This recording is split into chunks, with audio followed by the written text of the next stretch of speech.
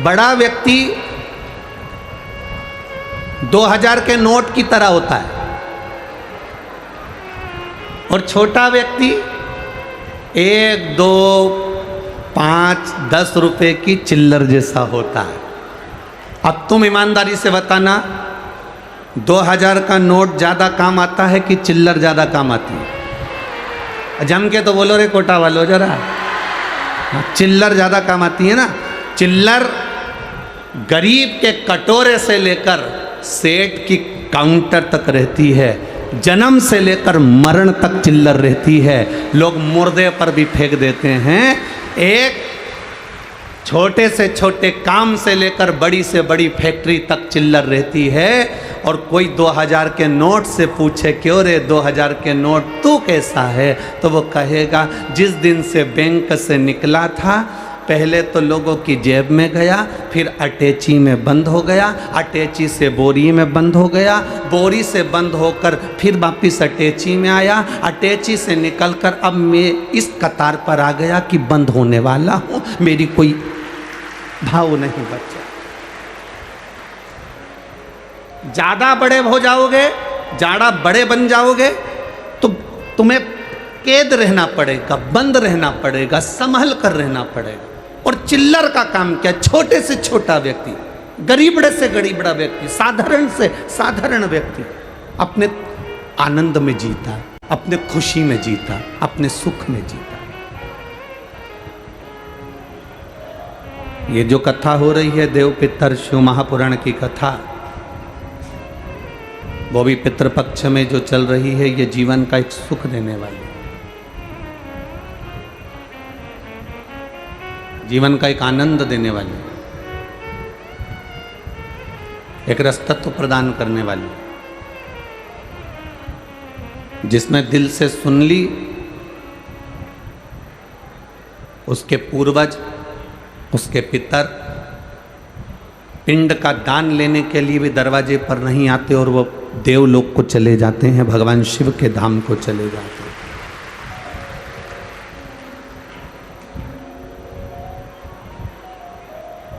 कितनी सुंदर कहती है शिव महापुराण की कथा, कहती है एक देवराज नाम का ब्राह्मण, वो देवराज नाम का ब्राह्मण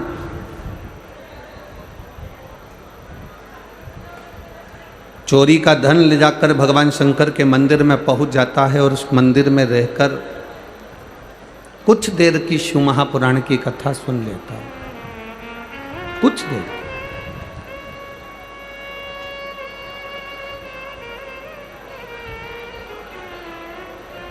शिव महापुराण में तो कहा गया कि उसने सुनी भी कथा तो कितनी देर की सुनी, मात्र कुछ क्षण की।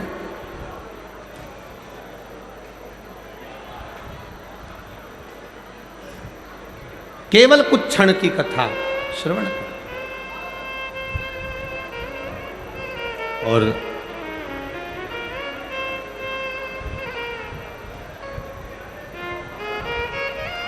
जब शिव महापुराण की कथा सुन रहा था तब शरीर में ताप पड़ रहा था।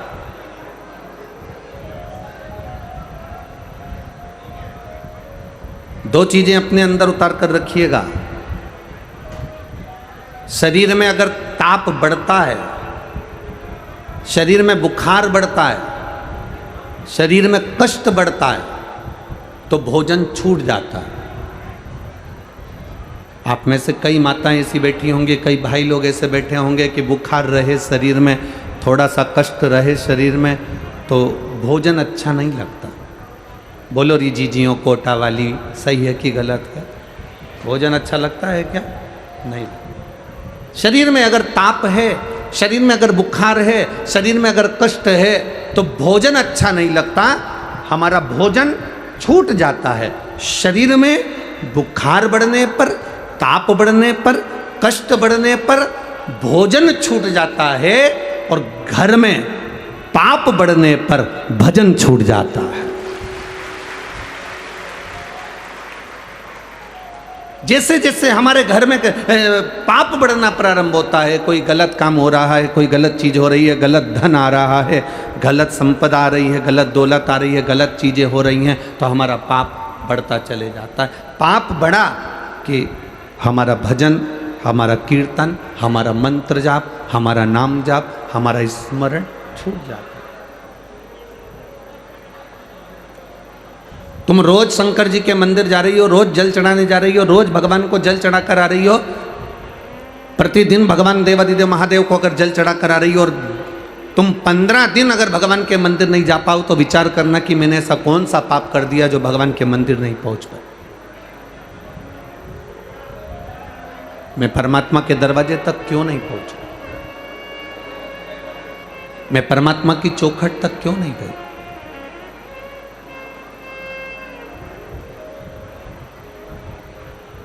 आप रोज रोज अगर मंदिर तक जा रहे हो, 5 दिन की शिव महापुराण की कथा है ये जो कोटा को मिली है। कितने दिन की है? 5 दिन की।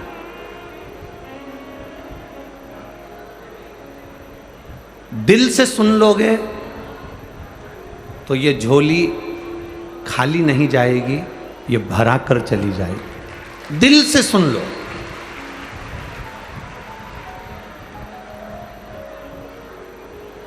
जब घर से चलो तो ये विचार कर कर चलना कि मेरे को जहाँ जगह मिल जाएगी मैं वहाँ बैठ जाऊंगी। सुन लो, अपने मुख से कुछ नहीं बोलकर केवल भगवान की कथा का रस तत्व ग्रहण करते चलो।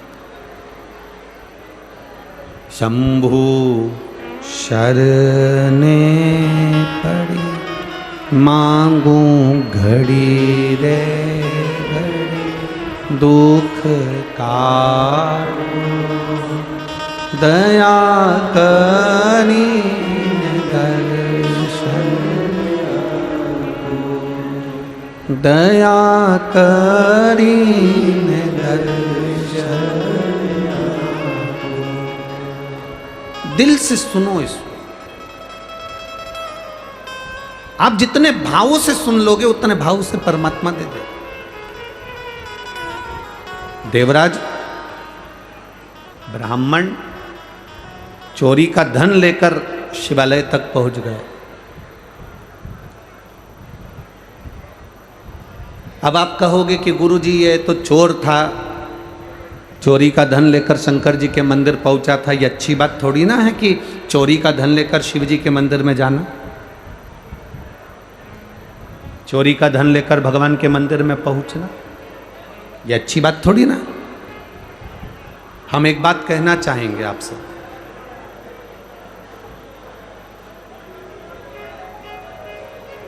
जिंदगी में कितना भी पाप हो जाए, जिंदगी में कितना भी आपने झूठ बोल लिया, जिंदगी में आपने कितना भी अपशब्द कह लिया,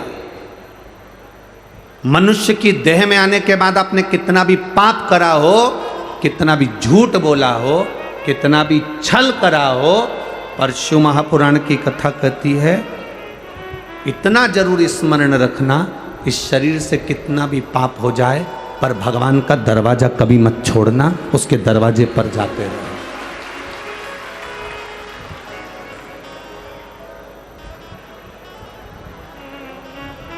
उसका द्वार कभी नहीं छूटना चाहिए, उसका दरवाजा कभी नहीं छूटना चाहिए, कितना भी पाप हो जाए। एक व्यक्ति ने कहा गुरुजी ये देवराज नाम का ब्राह्मण तो पाप करा था, चोरी करा था, चोरी करा हुआ व्यक्ति शंकर जी के मंदिर में काहे को गया? उसको तो धन लेकर अपने घर चले जाना था। चोरी करने के बाद शिव जी के पास क्यों गया? शिव महापुराण की कथा कहती है बच्चा नाली में गिर गया, बच्चा गटर में गिर गया, बच्चा कीचड़ में गिर गया, बच्चा गंदी जगह पर गिर गया, गिरकर बच्चा कीचड़ में से निकला। मोहल्ले के लोग, कॉलोनी के लोग, सोसाइटी के लोग, जहाँ रहने वाले लोग हैं वो उस बच्चे को गले से नहीं लगाएंगे, उस बच्चे को चुप नहीं करेंगे, बच्चे से दूर से बोलेंगे भैया चुप हो जा, भैया चुप हो जा, भैया पानी ला दो, इसको पानी दे दो। मोहल्ले के लोग उस बच्चे को, मोहल्ले के लोग उस बच्चे को पानी दे देंगे, मोहल्ले के लोग उस बच्चे को चुप कराने का प्रयास करेंगे, पर मोहल्ले के लोग बच्चे को गले से नहीं लगाएंगे। मोहल्ले के लोग कभी उसको गले से नहीं लगाएंगे। बच्चा जब पानी में गिरता है, बच्चा जब कीचड़ में गिरता है, बच्चा जब गंदी जगह पर गिरता है उसको गले लगाने वाला कोई नहीं होता, उसको गले लगाने वाला केवल उसकी माँ और उसका पिता, दो होते हैं जो बच्चे को गले लगा लेते हैं। बच्चा कितना भी कीचड़ में गिर गया, बच्चा कितनी भी गंदगी जगह में गिर गया, बच्चा कितनी भी गंदगी में गिरा हो, पर माँ बाप ये नहीं देखते कि मेरा बेटा कीचड़ में गिरा कि गंदगी में गिरा। माँ बाप तो उसको चुप कराने के लिए अपने गले से लगा लेते हैं, अपने गले से उसको लगाकर अपनी गोदी में बिठा लेते हैं। उसी तरह जैसे गंदे बच्चे को भी माता पिता अपने गले से लगाते हैं, उसी तरह व्यक्ति कितना भी पाप करा हो, मेरा महादेव उसको गले से लगाता जरूर है, वो अपने हृदय से लगाता। कर लिया उसने पाप, गलत काम हो गया, पर उसको अपने हृदय से।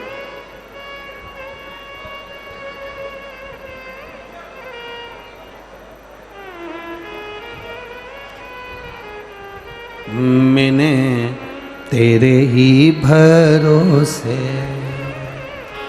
ओ बाबा, तेरे ही भरोसे हवा बिच उड़ती जावांगी, बाबा डोर हथो छड़ी ना कटी जावांगी,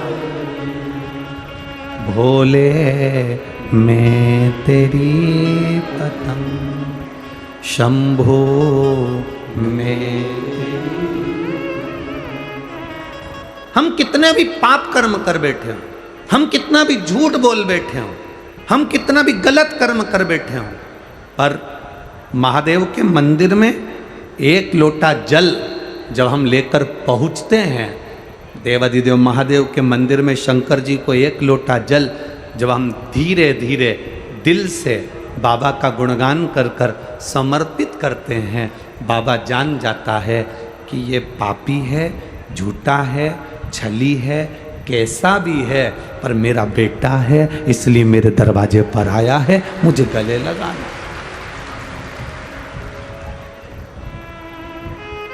आपने सौंप दिया उसको, आपने अपनी जिंदगी का सारा भार सौंप दिया। देवराज नाम का ब्राह्मण, उसको नहीं मालूम था कि शंकर के मंदिर में जाने का फल क्या है। शिव महापुराण की कथा कहती है, शिवजी के मंदिर के सामने से निकलकर जाने का भी फल प्राप्त होता है, 1000 अश्वमेध यज्ञ के बराबर शंकर की चौखट के सामने से निकलकर जाने का फल मिल जाता है।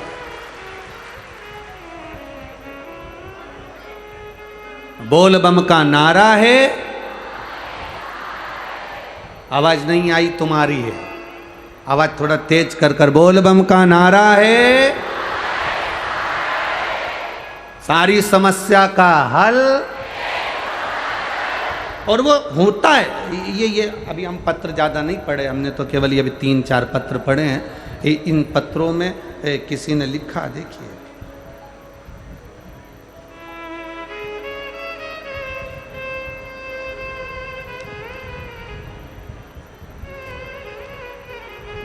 जिला कोटा, तहसील रामगंज मंडी, नाम लता तिवारी, गांव धरनावद,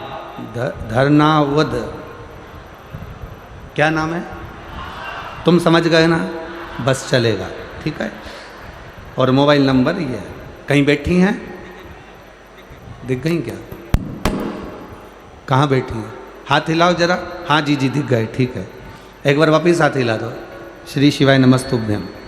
गुरुदेव, मैं क्या वर्णन करूं, मेरी सास के गले में बहुत बड़ी गठान हो गई थी, खाना छूट गया था, डॉक्टरों को दिखाया तो डॉक्टरों ने कहा इसका ऑपरेशन होगा और गठान है, शायद ये जांच के लिए मुंबई जाएगी और बड़ी बीमारी के योग हैं। गुरुदेव, अब करें क्या? डॉक्टरों ने कह दिया कि गठान बड़ी है, इसका इलाज भी होगा, ऑपरेशन भी होगा और जांच के लिए भी जाएगी, और कुछ कह नहीं सकते। तब मेरी बेटी ने उनसे कहा, दादी माँ आप शिव जी की कथा सुना करो, कभी 2 बजे आती, कभी 1 बजे आती, आस्था चैनल पर आती। आसन लगा कर दिल से सुनना, शिव जी को 1 लोटा जल चढ़ाकर उसका आचमन करना। दादी कैसे जाए, शरीर का कष्ट था, जाना आना बड़ा मुश्किल था।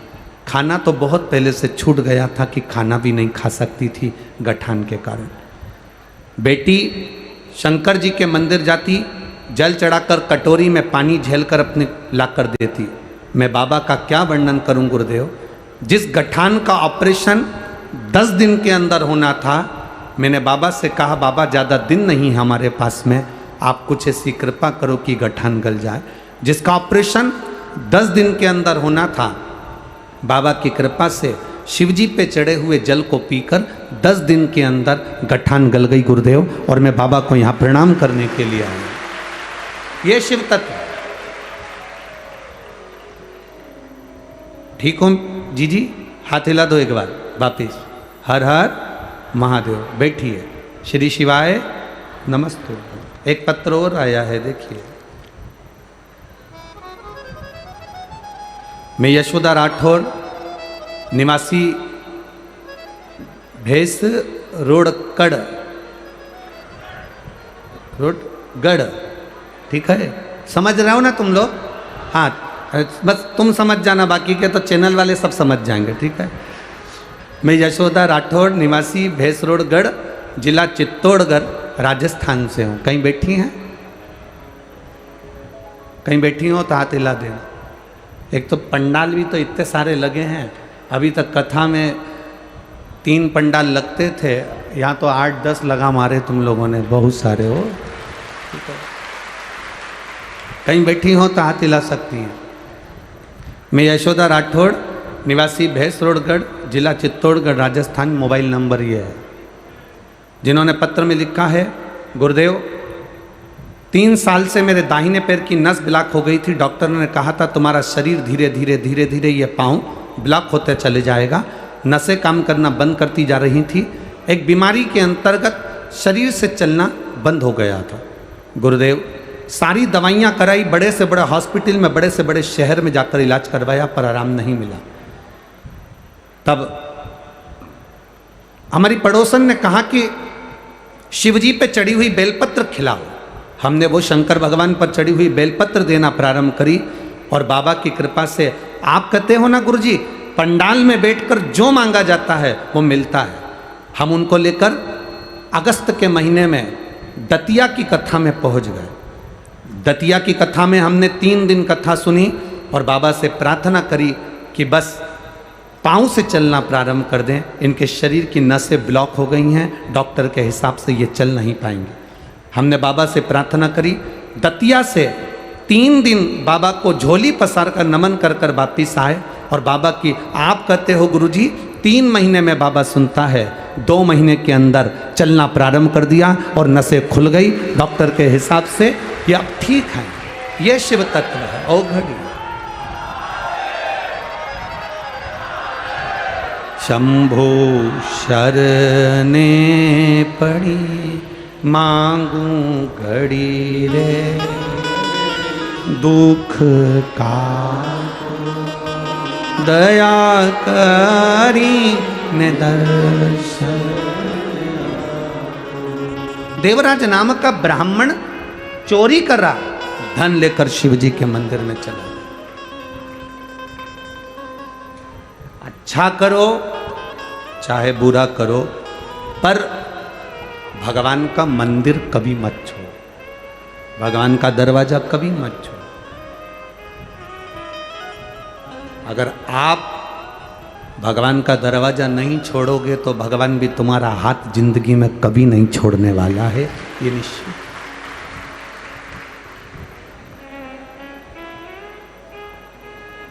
शिक्षा और परीक्षा, ये दोनों अलग अलग है। ये कोटा की जो नगरी है, ये तो वैसे भी एजुकेशन में, विद्या में, पढ़ाई में आगे रही है। यहाँ पर पूरी दुनिया के बच्चे कोटा में कोचिंग करने के लिए आते हैं। यहाँ शिक्षा का केंद्र बिंदु है। मेरा एक निवेदन इस शिक्षा विद्या अध्ययन करने वालों के लिए भी, शिक्षा और परीक्षा दोनों अलग अलग पहलू हैं।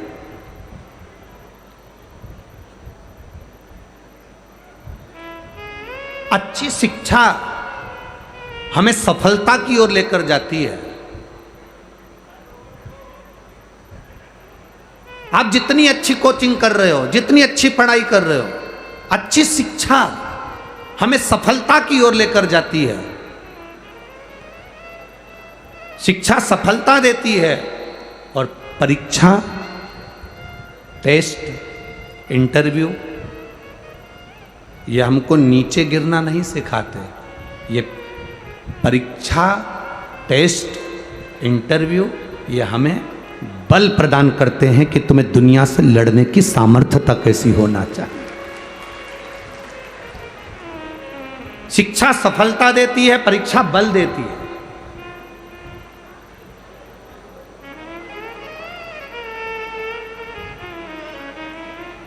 पर ना जाने क्यों कोटा के विद्या केंद्र को, कोटा के शिक्षा केंद्र को, कोटा की एजुकेशन को ना जाने क्यों लोग, हम ये नहीं कहेंगे कि कोई, ना जाने लोग क्यों बदनाम कर कर कोटा से शिक्षा के केंद्र को फिर धीरे धीरे दबाना चाहते हैं। मेरा निवेदन बच्चों से, विद्या अध्ययन करने वालों से, पढ़ाई करने वालों से कि तुम्हारे माता पिता ने तुम्हें पढ़ने के लिए भेजा, तुम्हारे माता पिता ने ये नहीं कहा कि वापिस लौट कर आएगा और अच्छे से टेस्ट देकर आएगा। नहीं, अगर तू अच्छे से पढ़ेगा नहीं, अच्छे से विद्या अध्ययन नहीं करेगा, तेरा अगर कंपनी में नहीं होगा, तू अच्छी एजुकेशन धारण नहीं करेगा, तो माता पिता ने ये नहीं कहा कि तू लौट कर मत आना। माता पिता ने ये कभी नहीं कहा कि तू वापिस मत आना। माता पिता कहते हैं पढ़ने के लिए जा रहे हो, विद्या अध्ययन करने के लिए जा रहे हो, चिंता मत करना, दिल से पढ़ाई करना, दिल से पढ़ाई कर कर दिल से इंटरव्यू देना, दिल से टेस्ट देना, दिल से परीक्षा देना। पास हो गए कोई बात नहीं, असफल भी हो गए कोई बात नहीं, तुम्हारे माता और पिता का घर तुम्हारे लिए इंतजार कर रहा है। तुम्हारे माता पिता का घर तुम्हारे लिए इंतजार कर रहा है। ये महादेव का जो घर होता है, महादेव का जो मंदिर होता है, महादेव का जो शिवालय होता है, भगवान शंकर का जो देवालय होता है, ये होता क्या है? मेरे महादेव हैं कौन? जगत के पिता।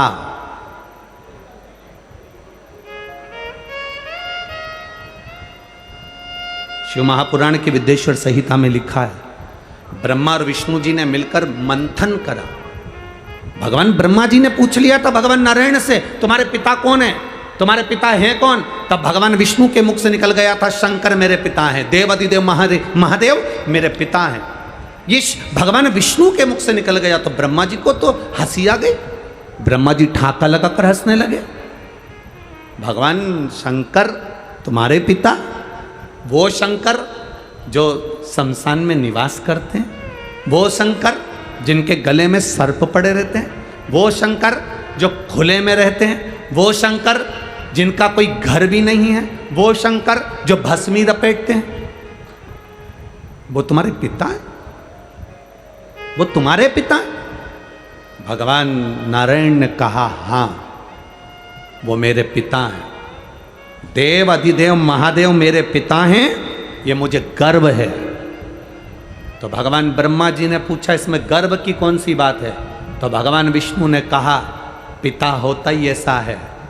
एक पिता को देखना, पुरानी शर्ट पहन लेगा, पुरानी पैंट पहन लेगा, बनियान अंदर से फट रही होती है और बच्चे को जीन्स और टी शर्ट पहनाकर स्कूल भेज देता है। पिता में और बच्चे में अंतर है। भगवान नारायण करें, भगवान शंकर मेरे पिता हैं। भगवान ब्रह्मा जी को हंसी आ गई, ठाका लगाकर हंसे कि शंकर जी जो भस्म लपेटते हैं, शंकर जी जो सांपों की माला धारण करते हैं, शंकर जी जो शमशान में निवास करते हैं, शंकर जी जो खुले में निवास करते हैं, शंकर जी जिनका कोई घर नहीं है, शंकर जी जो गंगा की धार जिनके मस्तक पर चलती रहती है, शंकर जी जो भांग धतूरे के स्मरण करते हैं, शंकर जी जो भस्म में रमे रहते हैं, शंकर जी जो आंख बंद करके बैठे रहते हैं, वो आपके पिता हैं। भगवान विष्णु विष्णु कहते हैं पिता होता ही ऐसा है, दुनिया के लोगों को करोड़ों की जायदाद दे देता है और खुद वीराने में जाकर बैठ जाता है, वो पिता होता है, वो शंकर है, वो देवाधिदेव महादेव है, वो शिव है, ओघड़ी है, शंकर है। दुनिया को सुख देता है, स्वयं वीराने में रहता है। आप इतने आए हो लाखों की संख्या में, यहां से जाते समय अगर कोई गिनती कर सके तो करना। कथा के पहले दिन आप लोग लाखों की संख्या में आए हो, दूसरे दिन की चिंता बढ़ गई है, माननीय विधायक महोदय जी की भी और ओम बिरला जी की भी। दूसरे दिन की चिंता बढ़ गई है कि बैठोगे कहां, तेरा क्या होगा कालिया। चिंता व्याप है, तो कहां कहां बैठोगे, कहां, जरा विचार करिए, किस जगह पर विराजोगे। और जितने तुम अंदर भरे हो ना इस ग्राउंड में, उससे आधे बाहर पेड़ों के नीचे रोडों पर बैठे हुए हैं, जहां जहां आवाज जा रही है लोगों के पास, जहां तक आवाज पहुंच रही है वहां आधे वहां भी हैं, गाड़ियों के पास, ग्राउंड के पास।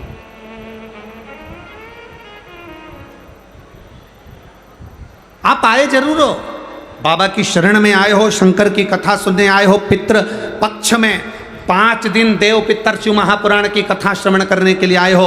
आप आए जरूर हो, पर इतना स्मरण करना, इतना ध्यान रखना कि तुम अकेले नहीं आए हो, कथा सुनने के लिए तुम अकेले नहीं पहुंचे हो। पितृपक्ष में पितरों के देवता आर्यमा अपने घर के पितरों को पृथ्वी पर भेजते हैं। जब हम शिव महापुराण की कथा सुनने जाते हैं तो हमारे घर के अपनी दरवाजे की देहली के पितर भी कथा सुनने के लिए पंडाल में आते हैं, वो भी कथा सुनने। आज आपको और हमको कोटा की धरा पर अपने आप को गौरवान्वित होना चाहिए। अभी तक हम पंडालों में कथा सुनते थे तो हम खुद सुनते थे, पर आज हम अपने घर के दरवाजे से निकलकर कथा के पंडाल तक पहुँचे हैं तो हम अकेले नहीं जा रहे। हमारे पूर्वजों को, हमारे पितरों को, हमारे आहूतों को, हमारे वासुकों को हम लेकर जा रहे हैं, जो कि कथा तुमने नहीं कहा कि तुम चलो, फिर भी वो कथा सुनने के लिए तुम्हारे पीछे पीछे आए, कथा श्रवण पहुंचे हैं।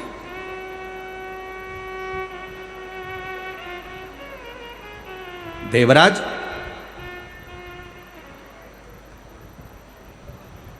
चोरी करा, धन लेकर शिवजी के मंदिर गया,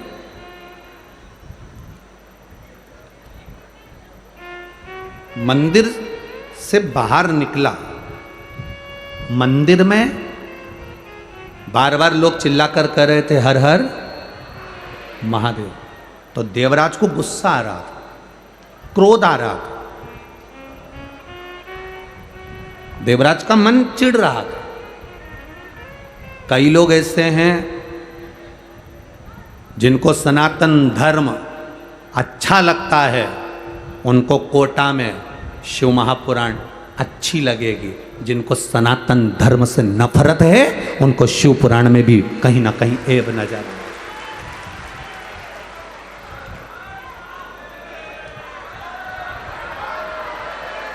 जो सनातन धर्म के विरोधी हैं, जिनको सनातन धर्म से प्रेम नहीं, जिनको सनातन धर्म की श्रेष्ठता नहीं, जो नहीं जान पाते कि सालासर में हनुमान विराजते हैं, जो नहीं जान पाते खाटू श्याम में मेरा श्याम विराजता है, जो नहीं जानते मथुराधीश में द्वारकाधीश विराजता है, जो नहीं जानते कि सुंदर रुणिचा की भूमि में भगवान स्वयं रामदेवरा वाला रामदेव बाबा विराजता है, जो नहीं जानते कि इस मेहंदीपुर की भूमि में मेहंदीपुर का बालाजी विराजता है। सारी दुनिया का लोग कहते हैं शिक्षा का केंद्र बिंदु कोटा है, राजस्थान है। हम कहते हैं पूरी दुनिया के पूर्वजों, पितरों और उनके पूर्वजों का केंद्र बिंदु भी राजस्थान ही है। केंद्र बिंदु ये एक शब्द नहीं बोलते। कोई पानी की टंकी दान कर देता है तो वहां लिखा रहता है भामाशाह। बोलो बोलो, सही है कि गलत है? अरे जम के तो बोलो रे कोटा वालों, सही है। हमने तो सुना था कोटा वाले बोलते बहुत हैं, पर तुम लोग तो ऐसे चुप होके बैठे हो कि जवाब भी नहीं दे रहे हो। राम जी है तो तुम जो पूछा जाए तब बोलो है, बाकी के टाइम तो चुप रहो तो अच्छा है हो? तो लोग लिखते थे, कोई ने पानी की टंकी दान करी तो के भामासा, कोई ने साइकिल दान करी तो के भामासा। भामासा का मतलब मालूम है तुम लोगों को? कौन था भामासा? महाराणा प्रताप जब जंगल में चले गए, सारी सत्ता जब विधर्मियों ने ले ली, तब एक राजस्थान का ऐसा सेठ जिसका नाम था भामाशाह, उसने महाराणा प्रताप के पास में जाकर कहा, मेरी विरासत की सारी जायदाद तेरी है, पर इन मुगलों को मारकर फिर सत्ता स्थापित कर।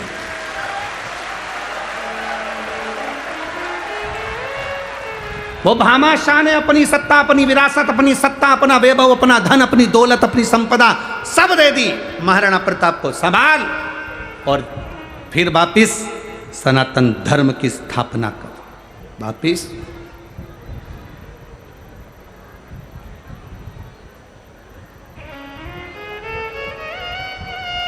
जरा विचार करना जरा, उन्होंने तो अपनी पूरी प्रॉपर्टी दे दी थी, तुम अगर कहीं का आ जाए तो अपनी बैठने की जगह नहीं दो।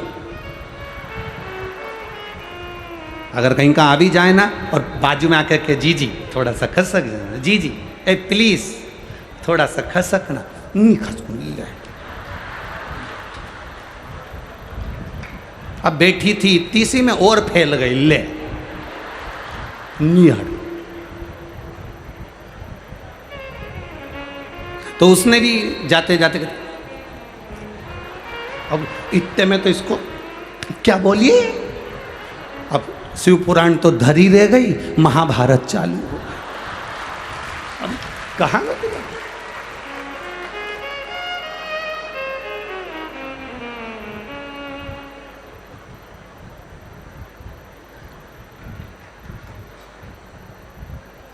अरे भाई शिव कथा कह रही है,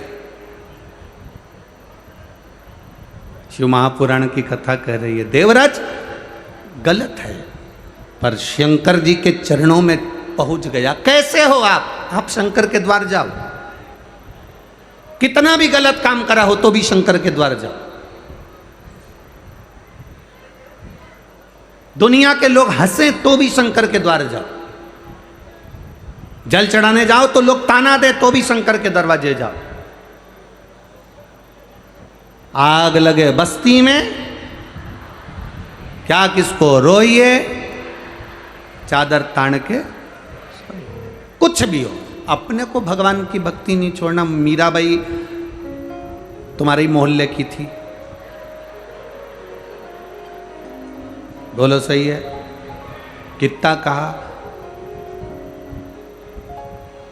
साथ की सहेलियां मोहे उंगली उठावे, गांव का लोग मने बावरी बताए, और हंसी उड़ावे सारी सारी दुनिया, ओ मीरा बनी रे। लोग ताना दिए, गाली दी, अपशब्द कहे, आड़ा टेढ़ा बोला, पर मीराबाई के मुख से कभी कोई शब्द नहीं निकला। मीराबाई जानती थी इनसे मुख मिलाऊंगी, उतनी देर प्रभु का गुणगान गाऊंगी तो उस परमात्मा के करीब चली जाऊंगी। इनसे मुख मिलाऊंगी, उससे अच्छा उसका भजन करो। इसीलिए आप लोगों से भी कहा,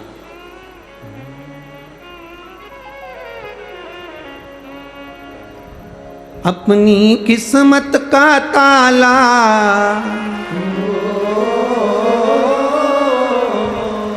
अपनी किस्मत का ताला तुम खोलते चलो, श्री शिवाय नमस्तुभ्यं तुम बोलते चलो, श्री शिवाय नमस्तुभ्यं तुम बोलते चलो, श्री शिवाय नमस्तुभ्यं तुम बोलते चलो।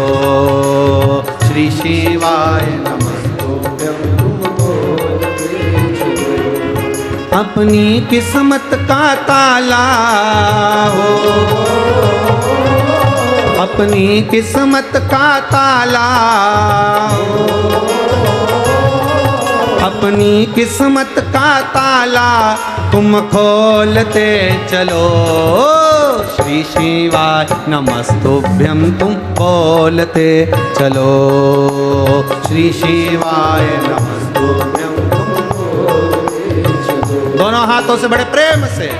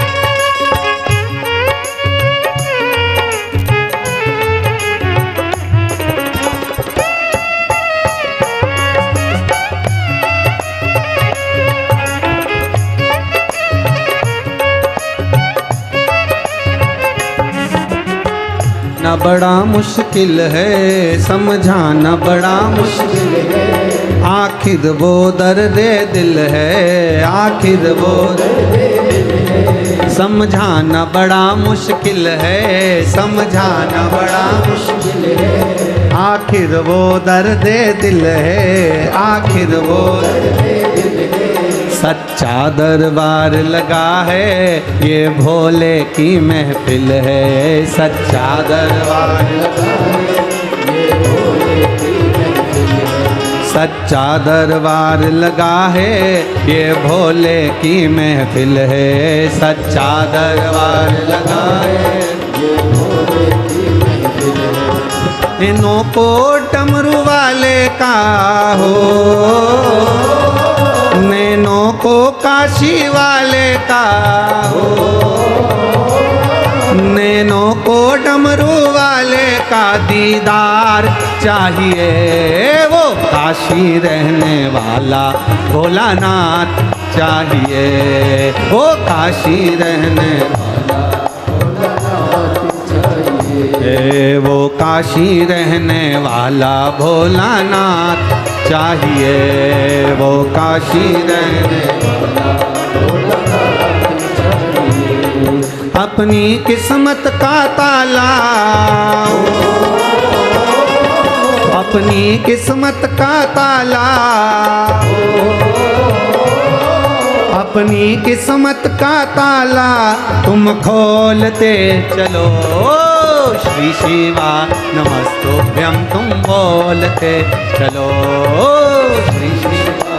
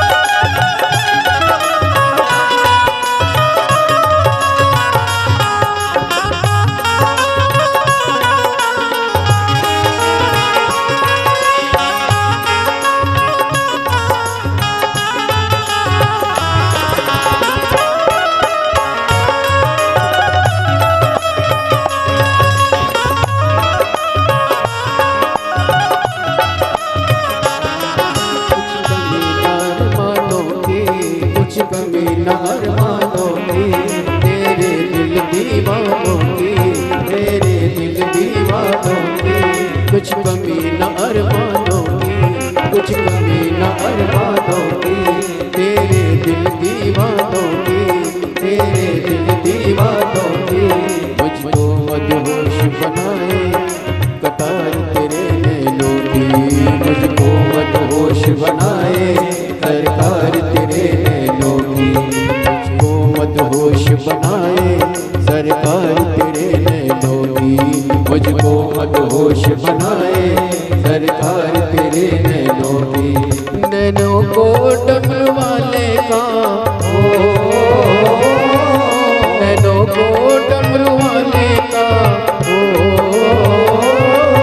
नैनों को डमरू वाले का दीदार चाहिए। काशी रहने वाला भोलानाथ चाहिए, ओ काशी रहने वाला भोलानाथ चाहिए।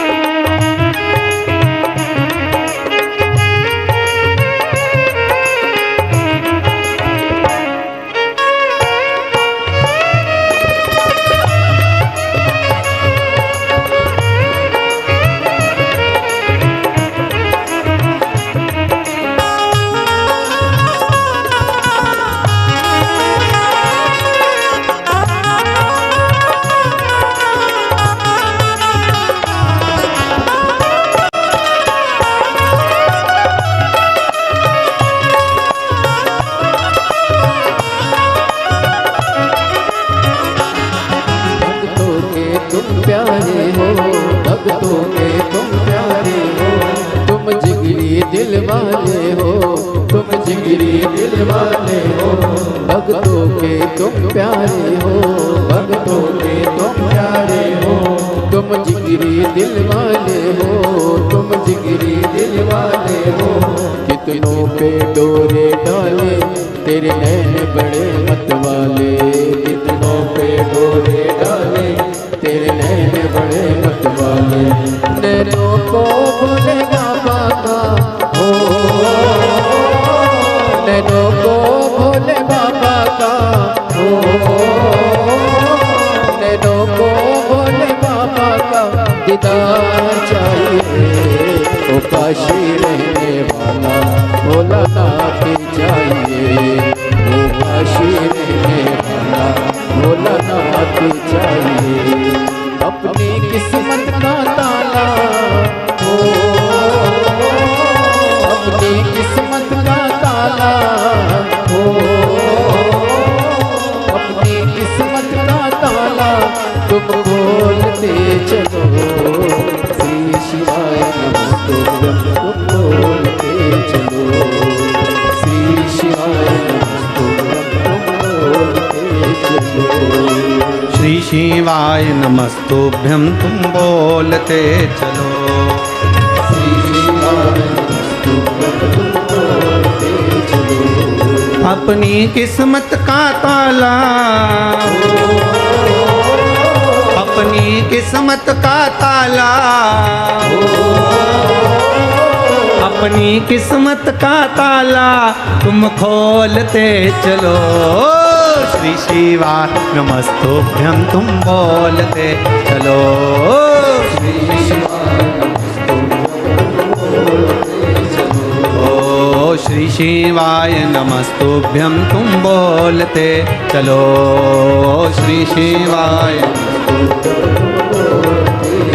हार हार अपने स्थान पर बैठकर भगवान देवाधिदेव महादेव से भाव से प्रार्थना करेंगे, दिल से प्रार्थना करेंगे। बोल बम का नारा है। अपनी जगह बैठकर भगवान देवाधिदेव महादेव से अपने मन की बात कहें, दिल की बात कहें, बाबा से प्रार्थना करें। बाबा, कोटा नगर के इस पावन कथा पंडाल में बैठकर आपसे प्रार्थना भाव से करें। जहाँ जगह मिले वहाँ बैठ जाओ, जैसी जगह मिले वैसे बैठ जाओ और दिल से प्रार्थना करना सब।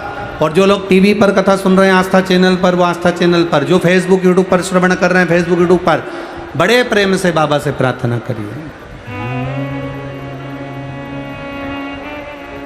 जिसको आता है साथ में बड़े भाव से धीरे धीरे आराम से बोलिए, श्री शिवा नमस्तो, श्री शिवा नमस्तो, श्री शिवा नमस्तो, श्री शिवा नमस्तो, श्री शिवा नमस्तो। भोला सब दुख काटो, ओ भोला सब दुख काटो। शिव शंकर जपो तेरी माला, भोले बाबा जपो तेरी माला। भोला सब दुख काटो, ओ भोला सब दुख काटो। वेश है मंगल मंगलकारी, वेश है मंगल मंगलकारी। शमशान वासी हमारा, शमशान वासी हमारा। ओ भोला सब दुख काटो, ओ भोला सब दुख काटो। शिव कथा कह रही है महाराज। देवराज बेलपत्री के पेड़ के नीचे पहुंच गया। जब चिल्ला रहे थे हर हर महादेव तो देवराज को ठीक नहीं लगा और वो बेलपत्र के वृक्ष के नीचे पहुंचा। जब वो बेलपत्री के वृक्ष के नीचे गया, उसके प्राण छूटे, उसके प्राण समाप्त हुए। प्राण छूटते से यम के दूत उसको बंदी बनाने के लिए आए। जब यम के दूत बंदी बनाने के लिए आए तो उसी समय पर भगवान शंकर स्वयं नंदी लेकर देवराज को लेने के लिए आए। देखिए, भगवान शिव की आराधना करने वाले को लेने के लिए यम के दूत नहीं आते। शिव की आराधना करने वाले को लेने के लिए भगवान विष्णु के पार्षद नहीं आते। शिव की आराधना करने वाले को लेने के लिए शंकर भगवान के गण नहीं आते। शिव की आराधना करने वालों को लेने के लिए स्वयं मेरा देव अधिदेव महादेव नंदी लेकर आता है। स्वयं शिव।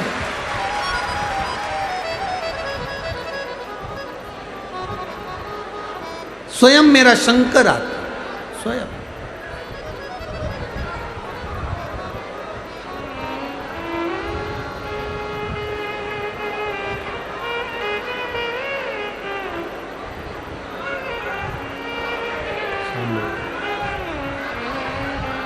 शंभु। हम हमारी कथा में हमेशा कहते हैं, आप लोगों से निवेदन, कथा सुनने के लिए आए हो तो कथा का लाभ लीजिएगा। टाइम पास करने के लिए तो किसी दूसरे महाराज को भी बुला सकते हो जो तुम्हारा समय बर्बाद करे और समय निकाले। आपसे निवेदन पहले भी करा है, अपने घर से 2 पानी की बोतल लेकर चलो। बोलते हैं कि नहीं बोलते हैं? बोलो, जम के बोलो जरा। बोलते हैं ना?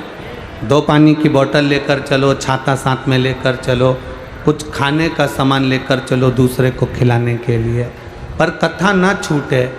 तुम्हारे पास में भी अगर कोई पानी बांट रहा हो तो उसके हाथ जोड़ लो कि मेरे को 2.5 घंटे की कथा सुन लेने दो, उसके बाद तुम्हें जो करना है करो। पर निवेदन थोड़ा कथा पर ध्यान दो। बहुत ये विधायक जी ने, माननीय श्री संदीप शर्मा जी ने बहुत भाव से इस कथा को लिया है और अपने क्षेत्रवासियों के लिए, कोटावासियों के कल्याणार्थ लिया। हम तो कहेंगे एक बार माननीय विधायक महोदय जी संदीप जी शर्मा जी के लिए जोरदार ताली बजाओ, जिन्होंने इतनी मेहनत कर इस कथा को लिया। दिल से सुन लो। अपने घर से आओ तो 2 पानी की बोतल साथ लेकर चलो, जो तुमको लगता है वो प्रेम से लेकर चलो। कथा में तुम्हें नींद आए तो गादी तकिया भी साथ लेकर चलो, मना नहीं है, पर दिल से सुनना। कथा शिव की कथा है। जब हम यहाँ से जाएं 5 दिन बाद तो इन पत्रों में तुम्हारा पत्र आए, बाबा से ये बस कह कर जाते हैं कि तुम्हारा कार्य हो, और कोई बात नहीं। बाकी के तो समय पास करना हो तो बात दूसरी है, कोई भी कर देगा टाइम पास। शिव तत्व को जानो। देवराज को लेने के लिए ना तो भगवान विष्णु के पार्षद आए,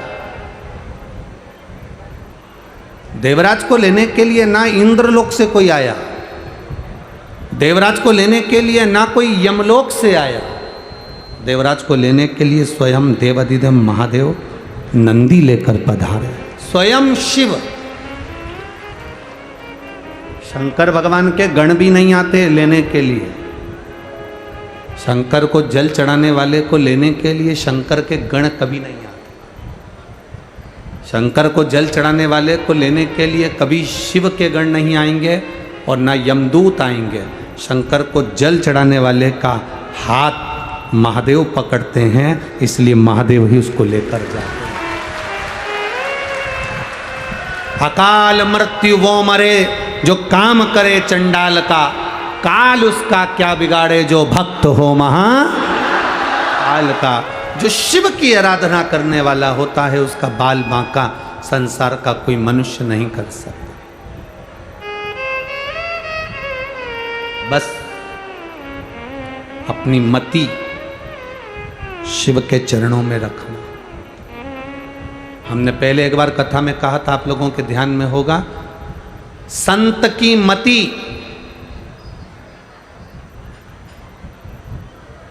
संत की मति और ग्रस्त में रहने वाले की श्रीमती, ये दोनों कंट्रोल में होना चाहिए।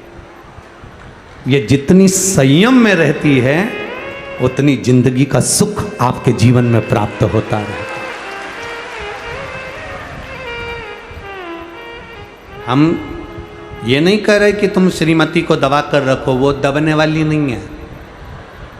हमारा तो इतना सा कहना है कि मति और श्रीमती ये दोनों सही जगह सही स्थान पर, बुद्धि कंट्रोल में, अर्थात कोई ऐसा शब्द ना बोला जाए जिससे किसी के हृदय को ठेस पहुंचे, किसी के चित्त को ठेस पहुंचे।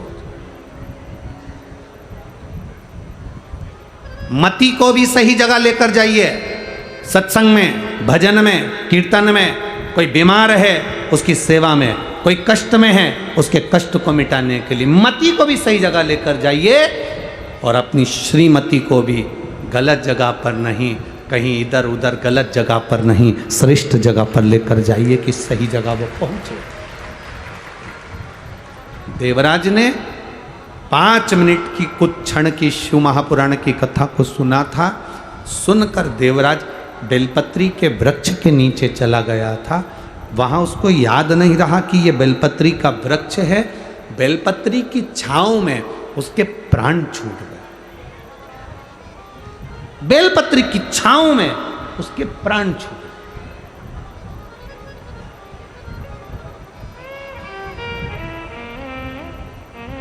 एक तुलसी का दल, तुलसी का जल, तुलसी का चरणामृत हम पीते हैं, वह हमारे शरीर में 8 दिन तक तुलसी का दल, तुलसी का जल 8 दिन तक हमारी इंद्रियों को संयम में रखता है। कितने दिन तक? 8 दिन तक। विष्णु पुराण कहती है बेलपत्री, एक बेलपत्री का आधे से आधा पत्ता भी, या भगवान शंकर पर चढ़ा हुआ जल, या बेलपत्री का आधे से आधा पत्ता भी, या एक पत्ता भी हम ग्रहण करते हैं, शिव जी पे चढ़े हुए जल को हम पीते हैं, तो हमारी इंद्रियों में तुलसी का जल 8 दिन तक रहता है। बेलपत्री का जल, बेलपत्री का पत्ता 1.25 महीने तक हमारे उदर में हमारी इंद्रियों को संयमित करता है। 1.25 महीने तक बेलपत्री का पत्ता हमारी इंद्रियों को संयमित करता है। आप कहोगे गुरुजी ये कथा कहाँ की है? तो आप स्मरण करिए राजा कर्ण।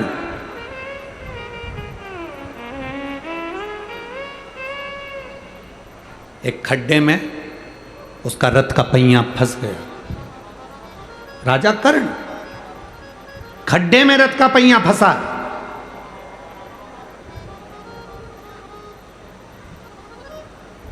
स्वयं रुक्मणी जी ने कहा भगवान कृष्ण से, आपने ये कर्ण मर रहा था और आपने अर्जुन का साथ दिया। कर्ण मर रहा है और तुमने अर्जुन का साथ दिया। भगवान कृष्ण कहते हैं सुन रुक्मणी, ये कर्ण की गलती है। अभिमन्यु पानी देखकर मरते समय पानी मांग रहा था, पर अभिमन्यु को पानी नहीं दिया गया। पास में छाजल पड़ी थी, बोतल पड़ी थी छाजल। ये बोतल तो अब आ गई। छाजल पानी का एक कपड़ा होता था जो पानी भरा रहता था। छाजल पड़ी है पानी की, पर कर्ण ने पानी नहीं दिया। आखिरी में वो पानी जहाँ गिरा था वहाँ कीचड़ हो गया था रथ के चलते चलते चलते चलते, और कर्ण का रथ उस खड्डे में फंस गया। मरते समय अगर जल दे देता तो कर्ण पानी के खड्डे में डूब कर नहीं मरता। मरते समय जल नहीं दे पाया। स्वामी, राजा कर्ण का रथ खड्डे में फंस गया, वो मर गया, मारा गया। 16 दिन तक राजा कर्ण का अंतिम संस्कार नहीं हुआ था। 16 दिन राजा कर्ण को अंतिम अग्नि संस्कार नहीं किया गया, अंतिम संस्कार नहीं किया। क्यों? उस युद्ध के मैदान में कोई जाने को तैयार नहीं था। उस युद्ध के मैदान में कोई पहुंचने को तैयार नहीं था। कर्ण की पत्नी वृषाली और सुप्रिया दोनों को मालूम पड़ा कि मेरा पति मर गया। कर्ण की पत्नी को मालूम पड़ा, वैशाली को और सुप्रिया को मालूम पड़ा हमारा पति मर गया। पहले कर्ण के 10 बच्चे थे, 10 लड़के थे। 10 लड़के में से 9 लड़के कर्ण के युद्ध के मैदान में मर चुके थे। केवल एक लड़का जीवित था जिसका नाम वृषकेतु था। केवल एक वृषकेतु जीवित था। और सुप्रिया जो भगवान शंकर की आराधना में डूबने वाली थी, शंकर की आराधना में रमने वाली थी, और उस सुप्रिया को मालूम पड़ा कि मेरा पति मर गया और मरे हुए आधा घंटा निकल चुका है, पति के प्राण छूट चुके हैं। कोई गिद्ध, कोई पशु, कोई पक्षी, कोई जानवर, कोई जलचर, कोई थलचर उसको ना खा जाए, उसकी गति ना बिगड़ जाए, उसके शरीर को कोई भक्षण ना कर जाए, कोई असुर उसके ऊपर आक्रमण ना कर जाए, उसके शरीर के कोई टुकड़े ना कर दे। सुप्रिया आंख से आंसू बहा रही है। कर्ण की दोनों पत्नियां वृषाली और सुप्रिया रो रही हैं। बेटे वृषकेतु ने आकर कहा, मां पिता मर चुके हैं, पिता शांत हो गए, पिता के प्राण छूट गए, मां पिता चले गए, पिता समाप्त हो गए। और उस जगह पर समाप्त हुए हैं जहां पर युद्ध हो रहा है, वहां से बॉडी को उठाना, शव को उठाना कठिन है। आसपास युद्ध चल रहा है, बीच में पिता और दुश्मनों का खेमा है, करा क्या जाए। सुप्रिया ने अपने बेटे वृषकेतु से कहा, केवल एक काम कर वृषकेतु, केवल एक काम कर, मेरा पति मर गया, उसके शरीर के पास में जा, युद्ध के मैदान में कहीं अगर बेलपत्र का वृक्ष हो, उस बेलपत्र के वृक्ष में से एक बेलपत्र तोड़कर मेरे पति के नजदीक में या उसके शरीर के पास ले जा। मां, उस युद्ध के मैदान में जहां पिता का शव पड़ा है, चारों तरफ युद्ध हो रहा है, कैसे जाएंगे? वो बेलपत्री का फल क्या होता है, बेलपत्री के वृक्ष की एक पत्ती का फल क्या होता है? शिव महापुराण की कथा कहती है, देव पितर, शिव महापुराण की कथा कहती है कि ये पितृपक्ष 16 दिन जो कर्ण को मिले हैं वो साधारण नहीं थे। एक बेलपत्र का पत्ता वृषकेतु तोड़ता है, तोड़कर वृषकेतु युद्ध के मैदान में रथ पर सवार होकर युद्ध लड़ता लड़ता पिता के नजदीक में जाता है। रथ चलता रहता है, वृषकेतु नीचे कूद जाता है और कर्ण का 10वें नंबर का बेटा छोटा, 9 बेटे मर चुके थे राजा कर्ण के, कर्ण स्वयं मर चुका था। एक बेलपत्र उठाकर वृषकेतु ने राजा कर्ण के नजदीक में, उसके पास में उस बेलपत्र को रख दिया। उस बेलपत्र को रखने का फल क्या हुआ वो देखिए कि कर्ण के प्राण छूटने के बाद कर्ण को मरा हुआ आधा घंटा निकल चुका था। बेलपत्र रखते से ही कर्ण के प्राण यमदूत बंदी बनाकर जो लेकर गए थे, तब चित्रगुप्त महाराज के सामने प्राण खड़े थे और चित्रगुप्त महाराज ने कहा, क्या चाहते हो कर्ण? कर्ण कहता है, मुझे भूख लग रही है। राजा चित्रगुप्त ने कहा, जाओ सोने की पुड़ी लाओ, चांदी की सब्जी लाओ, हीरे के गुलाब जामुन लाओ, पीतांबर की थाली लाओ, सोने की पुड़ी, भजिया, जलेबी, हीरे और पन्ने के दिए गए। तो कर्ण रोने लगा कि मैं ये कैसे खाऊंगा, मुझे अन्न तो दो। इतने में चित्रगुप्त महाराज ने कहा, तूने मृत्यु लोक में रहकर सबको सोना चांदी हीरा पन्ना दिया, पर कभी अन्न का दान नहीं करा, तो तुझे अन्न मिले तो मिले कैसे, प्राप्त कैसे हो, कैसे मिलेगा? राजा कर्ण ने कहा, अगर मैं भूखा रहूंगा तो अच्छी बात नहीं, आप कृपा कर दो। क्या कृपा? बस एक कृपा कर दो कि मुझे कुछ दिन पृथ्वी पर भेज दो, जिससे मैं ब्राह्मणों का भोजन या दीन जन का भोजन करा सकूं। अब तो तुम मर चुके हो, प्राण छूट चुके हैं, मर चुके हो, प्राण छूट चुके हैं। ये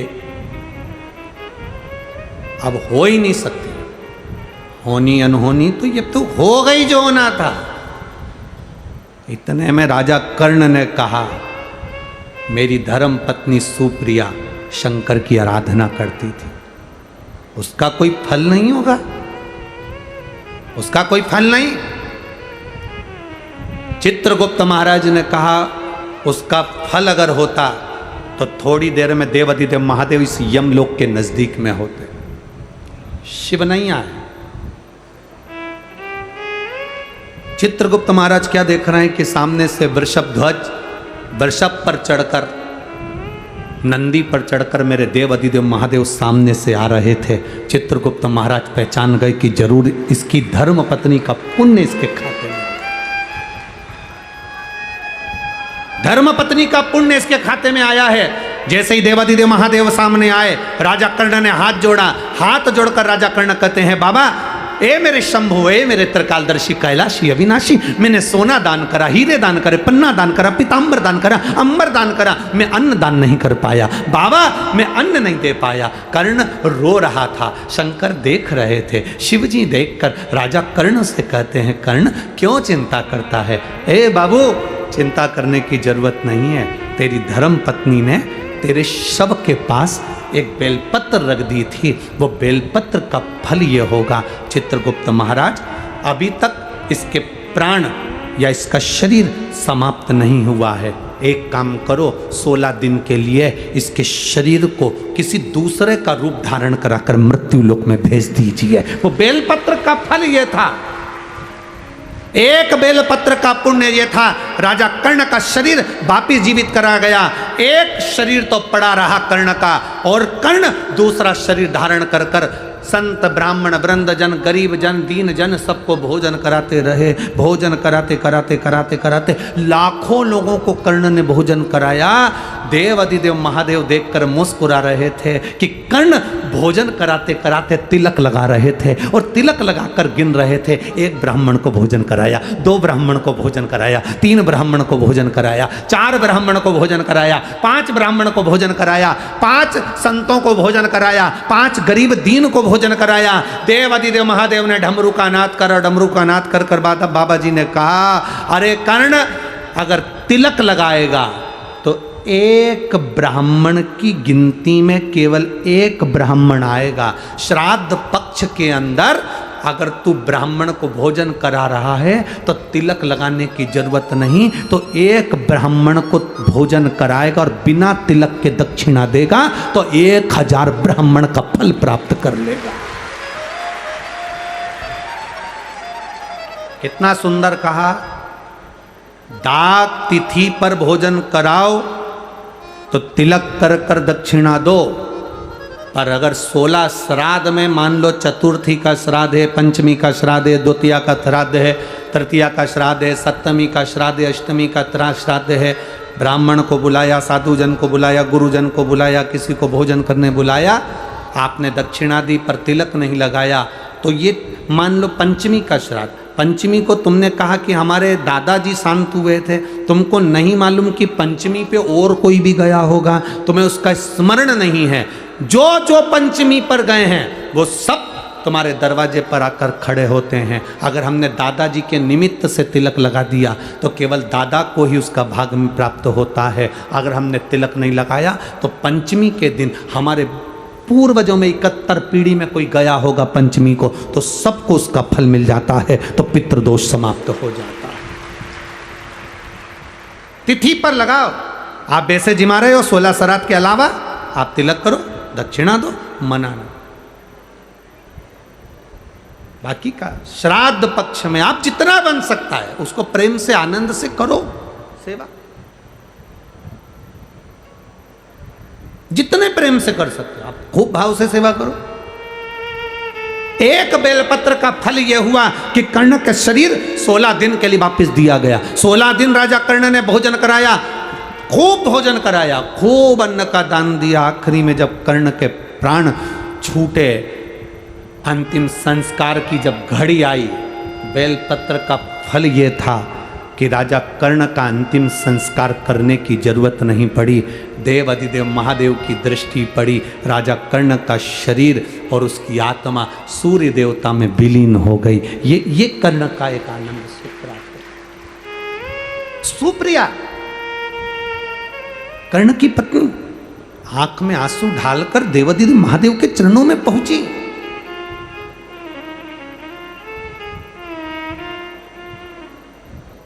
क्या मेरा पति नरकों का भोग भोग रहा?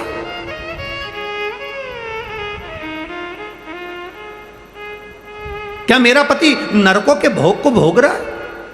देव अधिदेव महादेव के मंदिर में जाते से सुप्रिया ने शंकर जी के मंदिर में जब बुआरी लगाई, झाड़ू लगाई, पोछा लगाया और वहीं पर पड़ी रहती, वहीं पर स्मरण करती। शंकर के दरवाजे की चौखट की चाकरी देती क्या है?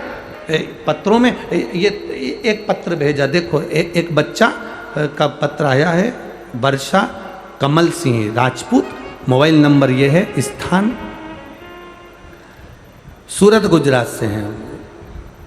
मोनिल राजपूत अपने बेटे, मेरे जुड़मा 2 बच्चे हुए थे जिसमें से एक बच्चे की आंख की रोशनी और कान का सुनना बंद था, उसको मशीन फिट करवा दी थी कान के अंदर, शरीर के अंदर भी मशीन फिट करी, शरीर के बाहर भी मशीन फिट करी, जिसका हम फोटो लगाएं। तो भी उसको सुनाई नहीं देता था, आँख से दिखाई नहीं देता था। डॉक्टरों के हिसाब से तुम्हारा एक बेटा अच्छा रहेगा, दूसरा बेटा किसी काम का नहीं रहेगा। बड़ी दुखी होती थी। 8 साल का बेटा हो गया, बच्चे को दिखाई ना दे, सुनाई ना दे, करूं तो करूं क्या गुरुदेव। तब किसी ने कहा शिव जी के मंदिर में जाकर जल चढ़ाकर उस जल को ही कानों पर लगा दिया करो और उसकी आंखों में लगाया करो। डॉक्टरों ने 8 साल इलाज करा पर बच्चे की आंख और कान की आवाज़ वापिस नहीं आई। मशीन को कान के अंदर, मस्तिष्क को काट कर अंदर मशीन फिट करी, बाहर फिट करी, तो भी बच्चे को सुनाई नहीं दिया। तब आखिरी का साधन था, बरहानपुर में मेरा मायका है, मैं वहाँ पर गई, 7 दिन की कथा को श्रवण करा।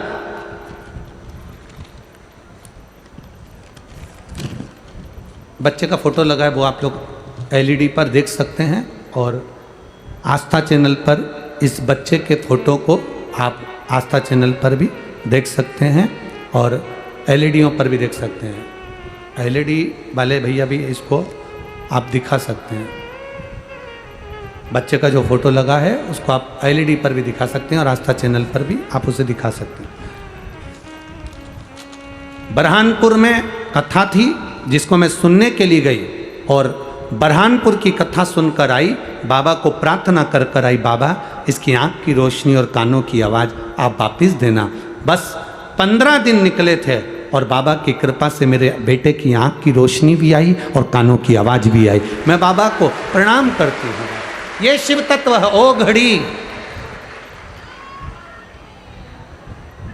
शंकर की करुणा, शंकर की कृपा, शंकर की कथा। एक पत्र बड़ा सुंदर आया है, देखिए। मेरा नाम वंदना कुशवाहा है, पति योगेंद्र कुशवाहा है, महावीर नगर फर्स्ट कोटा। कहीं बैठी हैं आप ही हैं? दोनों हाथ हिला दो एक बार।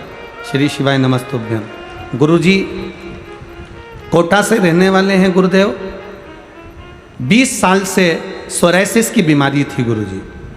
सोराइसिस की बीमारी एक ऐसी बीमारी है गुरुजी, डॉक्टर के हिसाब से ये मरते दम तक रहती है।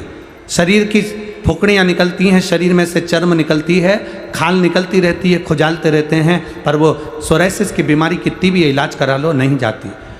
20 साल से ये बीमारी थी। 2019 से आपकी कथा सुनना प्रारंभ करी गुरुदेव। सारे डॉक्टरों का इलाज करवाया पर आराम नहीं लगा। बाबा की कृपा का मैं क्या गुणगान करूं। आप कहते हो मंदिर में जाओ, मंदिर की सफाई करो। मैंने मंदिर की सफाई करना प्रारंभ करा, झाड़ू पोछा करना प्रारंभ करा, मंदिर में शिव जी का श्रृंगार करना प्रारंभ करा, बाबा को चढ़ा हुआ जल शरीर पर छींटना प्रारंभ करा। गुरुदेव जो बीमारी 20 साल से ठीक नहीं हुई, बाबा की कृपा से अब मैं बिल्कुल ठीक हो चुकी हूँ, इसलिए बाबा को प्रणाम करने आई। मेरा शरीर बाबा ने अच्छा कर दिया।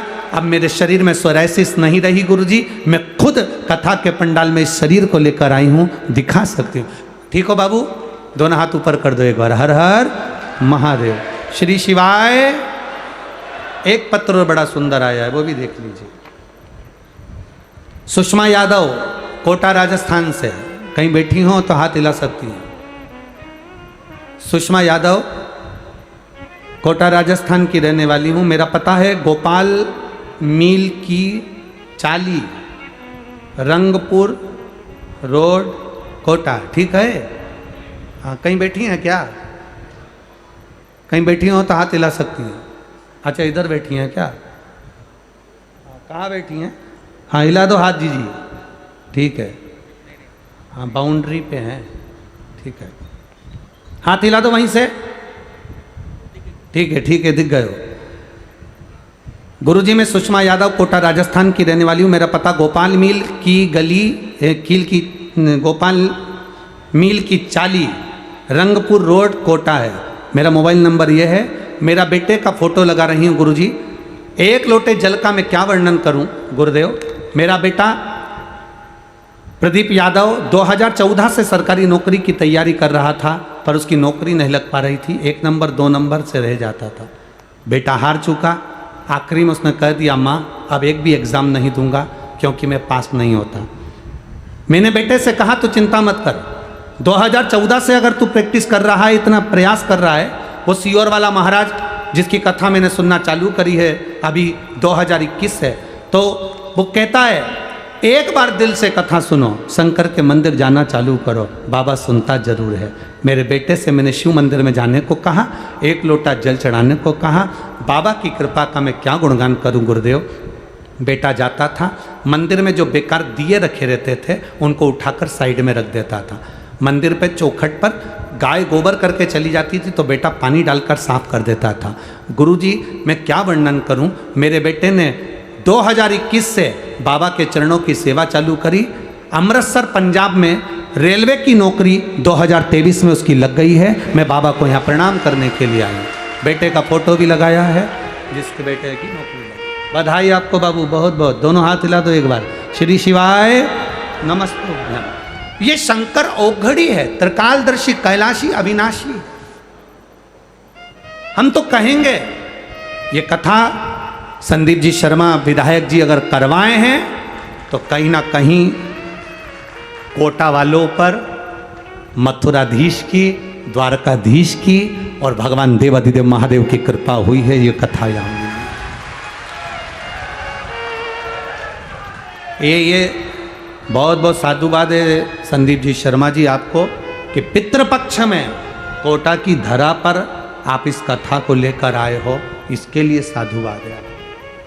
और मेरी माताओं, मेरी जीजियों, मेरे भाई और मेरे जीजाओं जितने बैठे हो, सावधानी से सुनना। बहुत थोड़े समय की कथा है, जितनी ले सकते हो जिंदगी में लो। बिना बात विवाद के आप इस कथा को ग्रहण करो।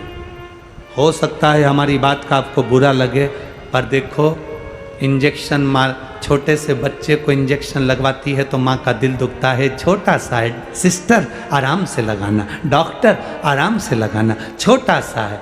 पर सिस्टर डॉक्टर जानते हैं अगर इंजेक्शन सही से नहीं लगाऊंगी तो कहीं इसको पोलियो ना हो जाए, कहीं इसका शरीर बेकार ना हो जाए, कहीं से चेचक की बीमारी ना हो जाए। सिस्टर उसको गोद गोद के लगाती है जिससे ये बच्चा बाद तक, आखिरी तक अच्छा लगे। हमारी बात का बुरा लगे तो ये समझना भोलेनाथ जी इंजेक्शन जरा गोद गोद के लगा रहे हैं, इसलिए थोड़ा सा लग रहा है।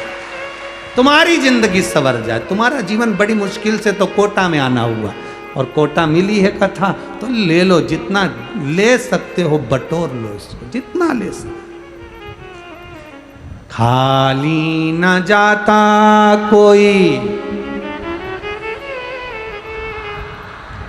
दर से तुम्हारे, मैं भी खड़ी हूँ नन्ही बाहें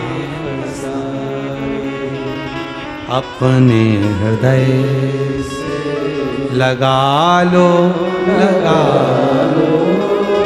गिरा जा रहा हूँ, उठा लो भोले अपने दर से, अब तो न टालो। गिरी जा रही हूँ, उठा लो।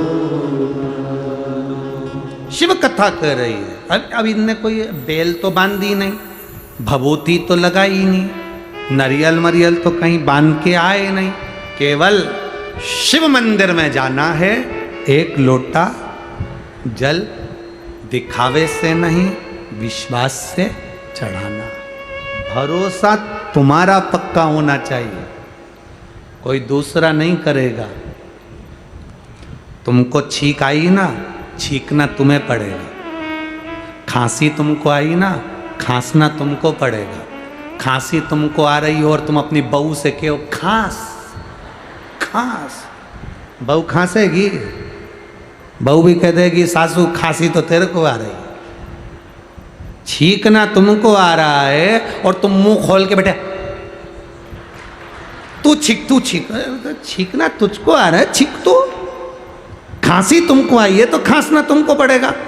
भूख तुमको लगी है तो भोजन बोलो जम के तुम्हें करना पड़ेगा। बुखार आया तो दवाई तुम्हें खाना पड़ेगी। पेट दुखा तो दवाई तुमको खाना पड़ेगी।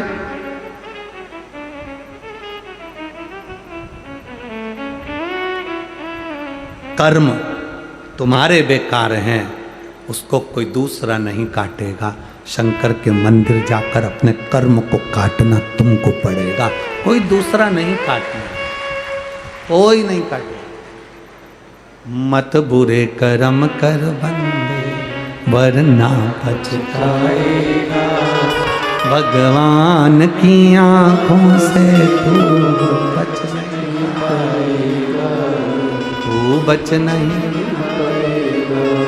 अरे ओ अज्ञानी मत करना, अपने कर्म का भोग अपने को भोगना। सुप्रिया शंकर की आराधना में लगी रहती थी, शिव की स्तुति में।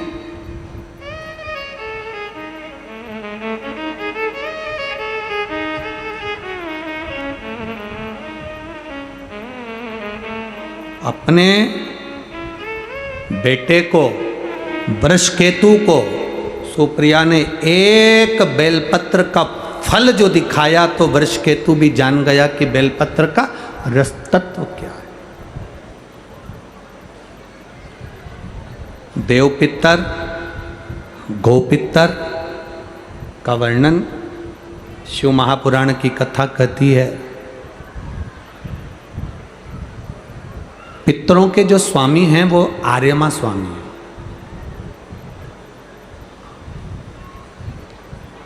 आर्यमा देवपितर किसको कहते हैं?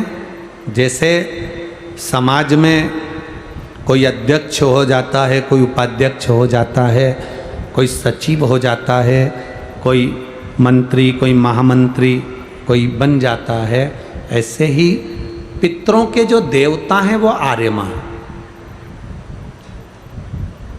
पितरों के जो देवता हैं वो आर्यमा।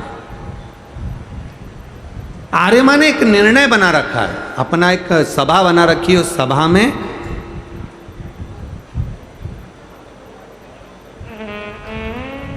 जो जीव अच्छा कर्म कर कर जाता है उसको एक पद पर प्रतिष्ठित कर दिया जाता है, जिसको देव पितर कहते हैं।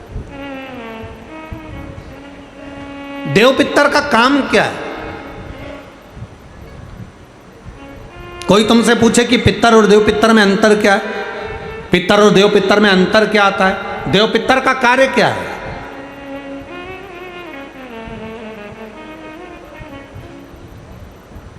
हम जब भी कोई पूजन करते हैं तो कहते पितृ देवता, बोलते कि नहीं बोलते?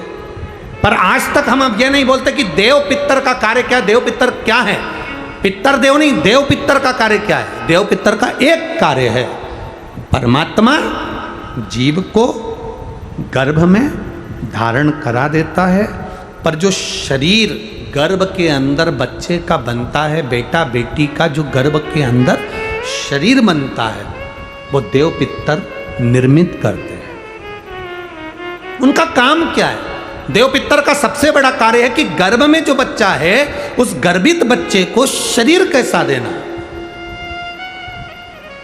उसके नेत्र ज्योति कम रखना है, श्रवण शक्ति कम रखना है, उसकी छाती में, उसके हृदय में, उसके दिल में छेद करना है, हड्डी को कमजोर करना है, पांव टेढ़ा करना है, हाथ टेढ़ा करना है, या उस शरीर को सही तरह से निर्मित करना। ये देव पितर का काम।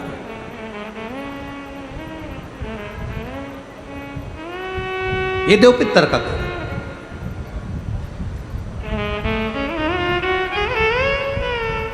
एक जैसे आप लोगों के स्मरण में होगा कि श्राद्ध पक्ष के अंदर चुटकी भर आटा दरवाजे की दोनों चौखट पर डाला जाता है। किसी किसी के यहाँ दरवाजे पर आटे से रंगोली बनाई जाती है। कहीं देखिए आप लोगों ने कि नहीं देखी? स्मरण में होगा किसी के, दरवाजे पर आटा डाला जाता है, वो देव पितर के भाव से डाला जाता है। जिस बेटे बेटी का मंगल विवाह नहीं हो रहा हो, शुभ कार्य की सूचना नहीं आ रही हो, बहुत दिनों से एक फाइल कहीं लगी हुई है, अटकी हुई है, नहीं काम हो रहा, हम उनसे कहेंगे ये जो 16 दिन श्राद्ध के हैं, जितने दिन निकल गए, जितने दिन बचे हैं उन दिन में आपके दरवाजे के बाहर एक चुटकी घर से आटा लाकर चौखट के इस ओर चौखट के उस ओर दोनों जगह चुटकी भर आटे को डालना प्रारंभ करो। 16 दिन श्राद्ध के पूर्ण हो। जब अमावस्या आए किसी जलाशय, सरोवर, तालाब, बावड़ी, कुआं उसके पास में घी का दिया लगाकर आना, बाबा से प्रार्थना कर कर आना।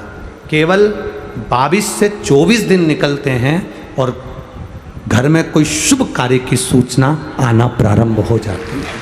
वो देव पितर का कार्य, वो कार्य देव पितर का है। वो देव पितर किस तरह से करेगा? बेटे की शादी, बेटी की शादी, हम कहें किसी के 42 साल भी अगर उम्र हो गई है, 40 साल, 42 साल, 35 साल, 38 साल, शादी नहीं हो रही तो कर कर देखना, एक बार बाबा से प्रार्थना कर कर देखना। देव पितर का कार्य क्या है? घर में शुभ कार्य को करवाना, घर में अच्छी चीजें लाना, गर्भ में जो बच्चा है उस बच्चे को शरीर पूरा देना, ये देव पितर का कार्य है। पितृदेव और देव पितर में बहुत अंतर है हमारा, बहुत अंतर।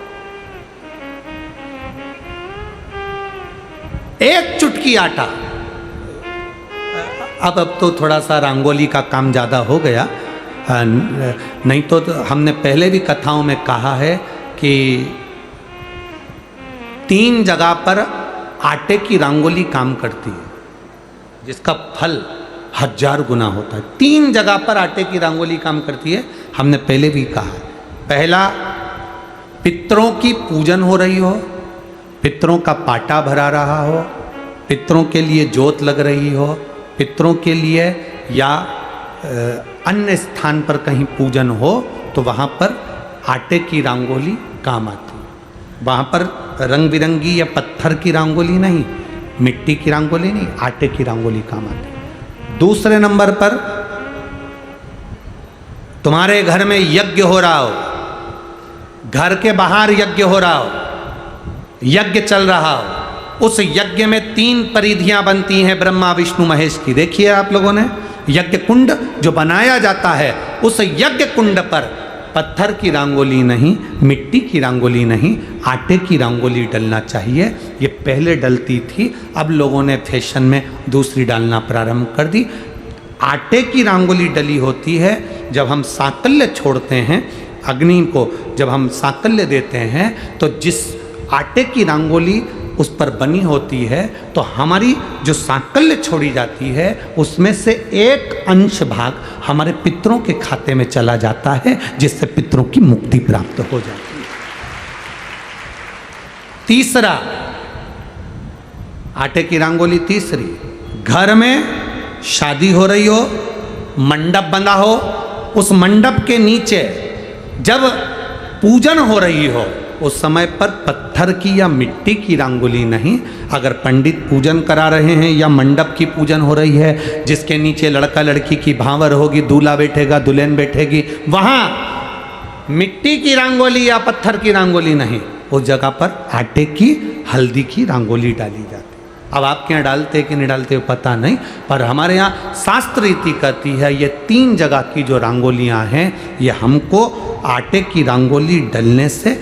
क्यों शादी के मंडप में पत्थर की रंगोली या मिट्टी की रंगोली क्यों नहीं डाली जाती? शादी के मंडप में यहाँ दूल्हा दुल्हन की शादी होती है, वहाँ पंडित जी भी आटे की रंगोली डाल देते हैं, घर की बहन बेटियाँ आटे की रंगोली डाल देती है। उसका कारण क्या होता है? जिसकी शादी में मंडप के नीचे आटे की रंगोली डलती है वहाँ पितरों को निमंत्रण नहीं देने की जरूरत पड़ती, वहाँ पितर उस वर कन्या को आशीर्वाद देते हैं जिससे उनका वंश बढ़ता है, वंश रुकता नहीं। और ये निश्चित है जिसकी शादी में, जिसके विवाह में आटे की रंगोली डलकर भांवर हुई होगी उसके घर में संतान सुख रुक नहीं सकता, उसके यहाँ संतान का सुख होता ही है। जिसके यहाँ आजकल ये पत्थर रंगोली डाल देते हैं, डाल दिया और कह दिया बस, क्योंकि आजकल फैशन में तो दुनिया जी रही है, तो वो आटे की रंगोली कौन डाले, तो वो फैशन में चल गया, तो संतान की प्राप्ति में भी थोड़ा सा। अब तुम देखो पहले का समय आज का समय कितना अंतर है महाराज।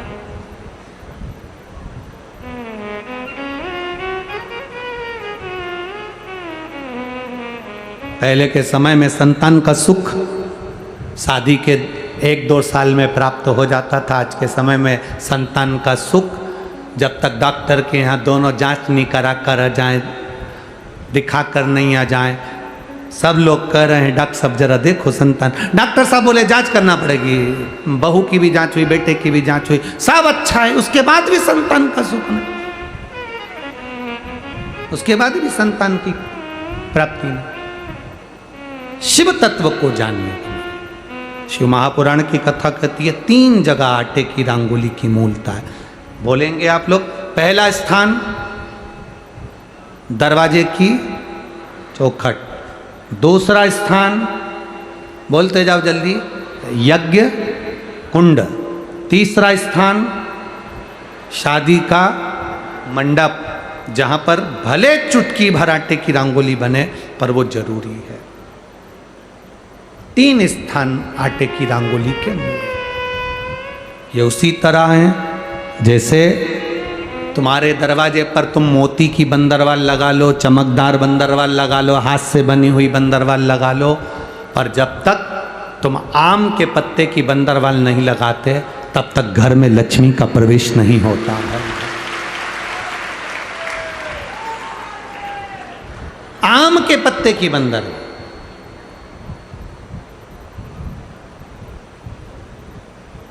कहा गुरुजी आम के पत्ते की क्यों? तो शास्त्र कहता है, शिव महापुराण में उमाखंड कह रहा है, कामदेव आम के पल्लव में छुपकर बाण मार रहे थे। कहां छुपे थे? आम के पल्लव में, आम के पत्तों में छुपकर कामदेव बाण चला रहे। भगवान शंकर का जब तीसरा नेत्र खुला, कामदेव आम के वृक्ष पर भस्म हो गए, आम का वृक्ष जलने लगा, आम के पत्तों में अग्नि प्रकट होने लगी।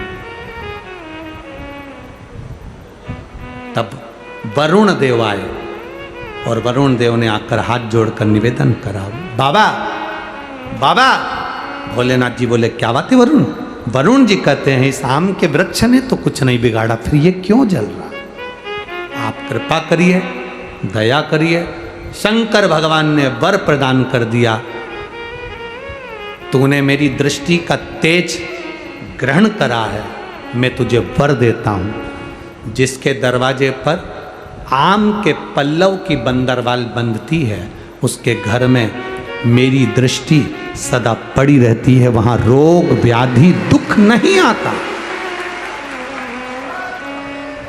अब तो आम के पत्ते गायब हो गए और आम के पत्ते की जगह प्लास्टिक के आम के पत्ते बनकर आ गए, और लोगों ने उसी प्लास्टिक के आम के पत्ते की बंदरवाल बांध दी। महाराज आम के पल्लव पर शंकर की दृष्टि पड़ी क्योंकि कामदेव जलकर भस्म हुआ था उसी आम के पल्लव पर बैठकर। आम के पल्लव पर बैठकर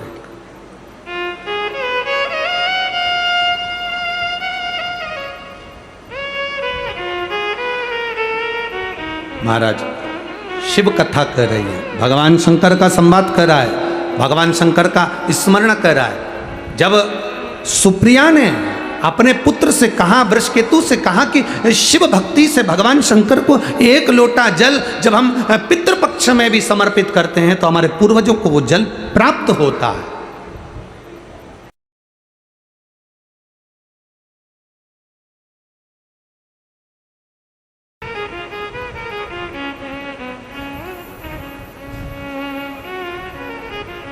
तेरी कृपा बिना न हिले एक भी, लेते हैं श्वास तेरी कृपा से। बखान क्या करूं मैं राखों के ढेर का, चपटी भभूत में खजाना।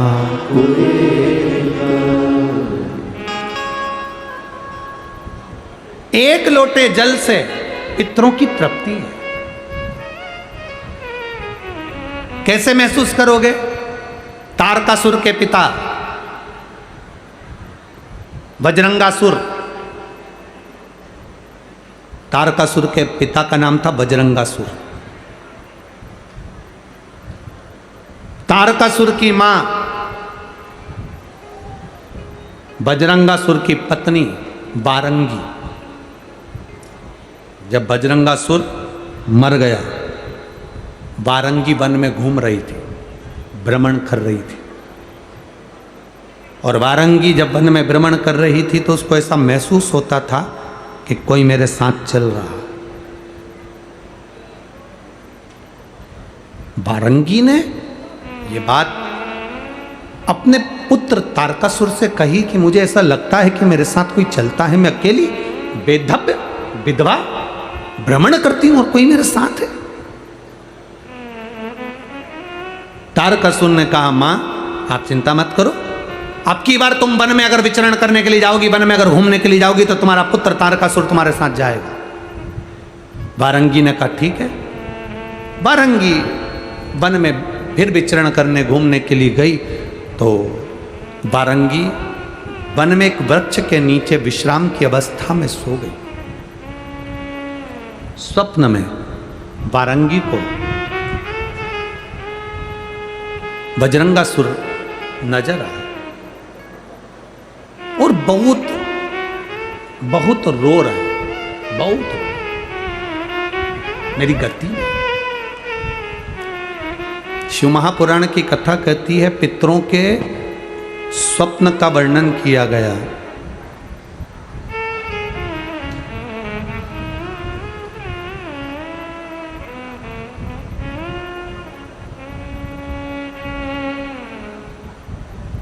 शिव महापुराण में पितृ मरे हुए व्यक्ति जो चला गया, वो व्यक्ति तुम्हें रोता हुआ नजर आ रहा है तो समझ लेना कि घर में कोई व्याधि, कोई तकलीफ, कोई कष्ट आने वाला है। पितृ अगर रोते दिख रहे हैं तो व्याधि कष्ट आने वाला है। पितृ हंसते हुए नजर आ रहे हैं तो समझ लो कोई सुख की घड़ी हमारे यहां आने वाली। और पितृ स्वप्न में अगर कह रहे हैं कि मुझे भूख लग रही है, प्यास लग रही है, पानी पिला दो, भोजन करा दो, समझ लो घर में कोई बड़ी बीमारी प्रवेश करने वाली है। उस बीमारी का प्रवेश हमारे घर में हो रहा है। पितृ गए हुए जीव, पितृ घर में अगर भ्रमण करते नजर आ रहे हैं, पूरे घर में घूमते हुए नजर आ रहे हैं, छत पर, कमरे में, कक्ष पर, अपने परिंदे पर, रसोई घर में काम करते नजर आ रहे हैं, व्यापार में, व्यवसाय में पितृ भ्रमण करते, जो गया हुआ जीव है वो घूमता नजर आ रहा है, तो शिव महापुराण की कथा कहती है उस जीव को कुछ करने की जरूरत नहीं पड़ती। पितृ घूमते हुए जब नजर आते हैं, जब हमारे पितृलोक में आराम से निवास करते हैं और आनंद से रहते हैं। 4 तरह के स्वप्न हैं, रोता हुआ देखना, हंसता हुआ देखना, भ्रमण करते हुए देखना, भूख और प्यास में व्याकुल देखना। इन चारों स्वप्न के लिए शिव महापुराण की कथा कहती है ये 4 स्वप्न पितरों के।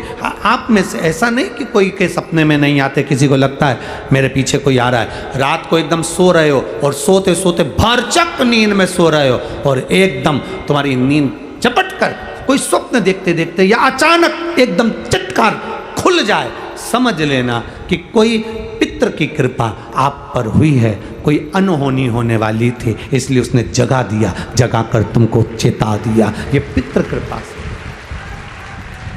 जगा कर चेता दिया उसने, ये पूर्वजों की कृपा से, पितृ कृपा से होता। शिव महापुराण की कथा कहती है, मान लो अगर ये 4 स्वप्न, जैसे वारंगी कह रही है तारकासुर से, पुत्र तारकासुर मुझे ये स्वप्न नजर आ रहा है, मैंने स्वप्न में पिता को रोते हुए जाना है, मैंने तुम्हारे पितरों को रोते हुए जाना है। तारकासुर कहते हैं माँ तो चिंता मत कर, अब तो मैं पूरे जितने लोक हैं, देवलोक, असुर लोक, दानव लोक, जितने भी लोक हैं, इंद्र लोक, बैकुंठ लोक, सबको मैं जीत लूंगा, अपना बना लूंगा। मेरे पिता की अगर गति नहीं हुई तो मैं किसी देवता की गति नहीं होने दूंगा। तब असुर तारकासुर को क्रोध आ गया। तारकासुर ने चारों तरफ आक्रमण करना प्रारंभ कर दिया। इंद्रलोक अपना बना लिया, देवलोक अपना बना लिया, पितृलोक, सारे लोकों पर तारकासुर ने अपना आधिपत्य स्थापित कर लिया। सारे लोकों पर आधिपत्य अपना कर। अब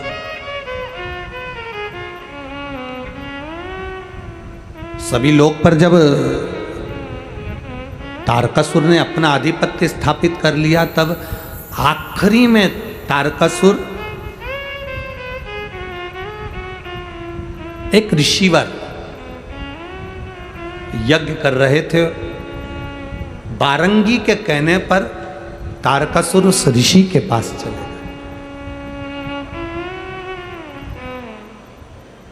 हाथ जोड़कर, तारकासुर ने अभी तक हाथ किसी के नहीं जोड़े थे, केवल वर चाहिए था तो ब्रह्मा जी के हाथ जोड़े थे, बाकी के किसी के नहीं जोड़े। आखिरी में हाथ जोड़कर ऋषिवर से कहा, बारंगी ने, मेरा पति मुक्ति नहीं हुई, मुक्ति नहीं। तो कहा, ऋषिवर बोले कि एक काम करो कि पितरों के निमित्तार्थ भोजन की व्यवस्था किसी दीन को, किसी गरीब को, किसी दुखी को, किसी ब्राह्मण जनादि को करो। अब तारकासुर अगर किसी को निमंत्रण देगा तो कोई ब्राह्मण भोजन करने आएगा क्या? जम के तो बोलो जरा।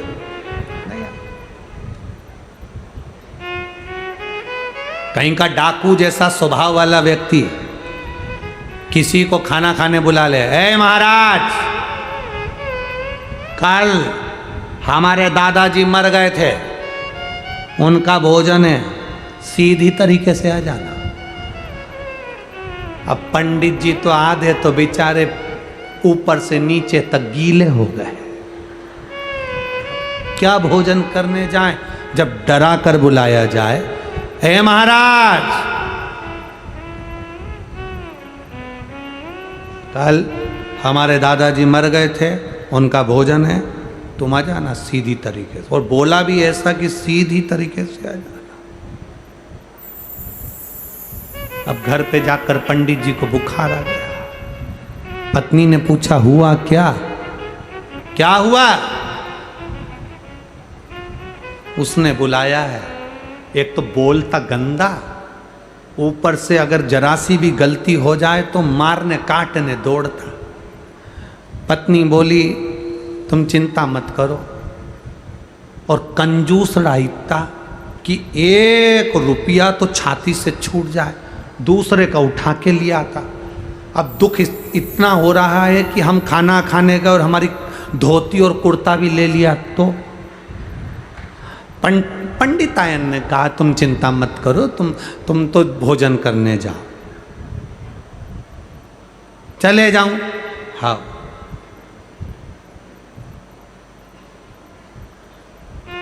पक्का?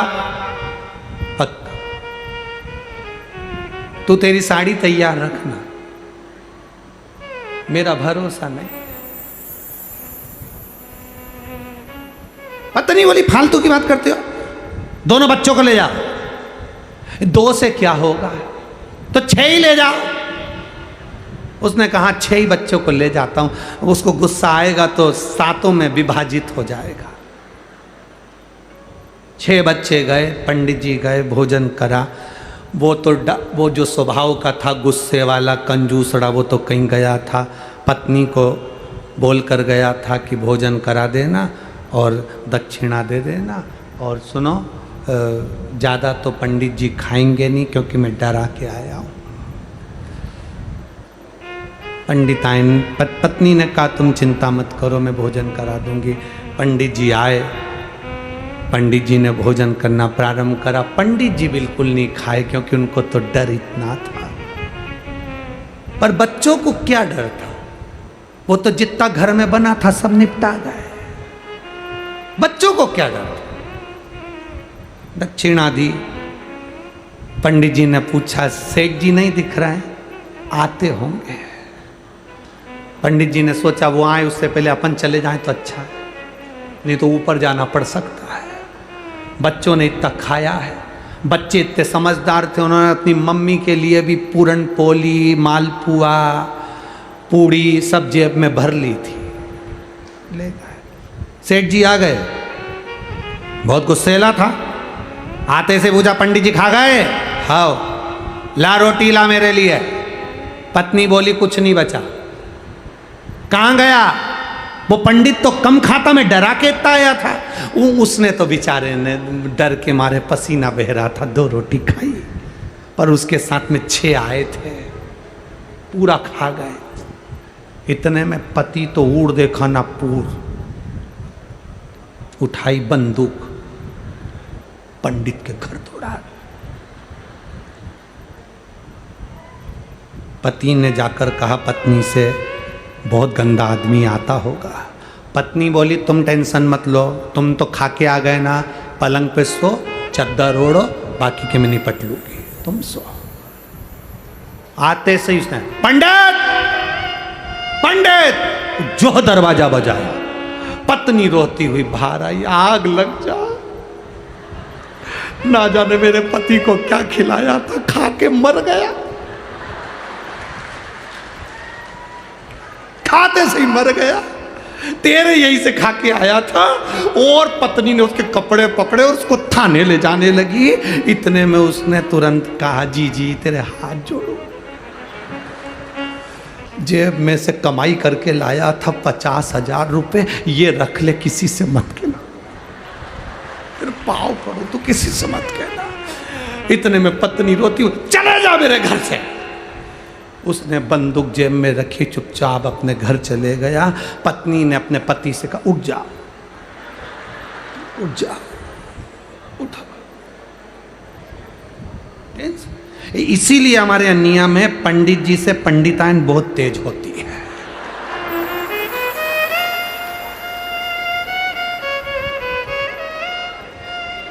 अब लोग हमसे कहते, गुरुजी तुम्हारी पंडिताइन, तो हम कहे आके देखो, तुम भी पधारो। जानना, अब तारकासुर जैसा असुर अगर भोजन करने बुला है, तारकासुर जैसा असुर अगर किसी को भोजन करने बुलाएगा तो कोई आएगा क्या? जरा बोलो तो जम के रे कोटा वालों, कोई पहुंचेगा? तारकासुर जैसा असुर अगर भोजन करने बुलाए तो कौन आए? ये तो बुलाने वाले के ऊपर निर्भर करता है कि कितने प्रेम से, करुणा से, वात्सल्य से, स्नेह से बुलाया जाए तो आए। अब तारकासुर अपनी माता के कहने पर, वारंगी के कहने पर के ब्राह्मण बुला भोजन कर, अब जिसको निमंत्रण दे वो गायब हो जाए भोजन करने। तारकासुर क्या कौन आए? ना संत, ना साधु, ना गुरुजन, कोई ब्राह्मण जन, कोई भोजन करने नहीं। कौन भोजन करे? अब तारकासुर करे तो करे क्या? और पितरों के निमित्त, देवताओं के निमित्त भोजन कराना जरूरी है। अपने पिता बजरंगासुर के लिए भोजन कराना जरूरी है और उसको पितृलोक में स्थान दिलाना जरूरी है। तो करे क्या? कोई भोजन करने आए? महाराज बड़ा कठिन। शिव महापुराण की कथा में अपन सुनेंगे, बजरंगासुर के उस भोजन का क्रम भी श्रवण करेंगे। इधर चरित्र आता है, बिंदुक नाम का ब्राह्मण भी जैसे जल में डूब कर मर जाता है तो उसकी गति नहीं होती, तो उसकी पत्नी चंचुला देवी कथा श्रवण कर अपने पति को मोक्ष प्रदान कर देती है। चंचुला मुक्ति दे देती। अब तुमरुका जी कथा कहते हैं, चंचुला देवी शिवजी से कहकर ईश्वर जी और गोरा जी बनकर शंकर पार्वती जी आते हैं, कथा के यजमान बनकर कथा श्रवण करते हैं। जोरदार ताली बजाएं ईश्वर जी और गोरा जी के लिए। शिव पार्वती जी गणा और गौर बनकर ईश्वर जी और गोरा जी बनकर पधारे हैं। कल की कथा में अपन तारकासुर के पिता बजरंगासुर, वारंगी देवी और देव पितर का स्मरण करेंगे। कल की कथा में श्रवण करेंगे कि श्राद्ध पक्ष में वो कौन सी तिथि होती है जिस तिथि पर सफ़ेद कलर का पुष्प देवाधिदेव महादेव को 5 जगह पर समर्पित कर दिया जाए तो पितरों को मुक्ति प्राप्त हो जाती है। ऐसे देव पितर शिव महापुराण की कथा में, कल की कथा में अपन श्रवण करेंगे। आप सब आज की कथा को यहाँ पर विराम की ओर ले रहे हैं। दोनों हाथ उठाकर एक बार जोरदार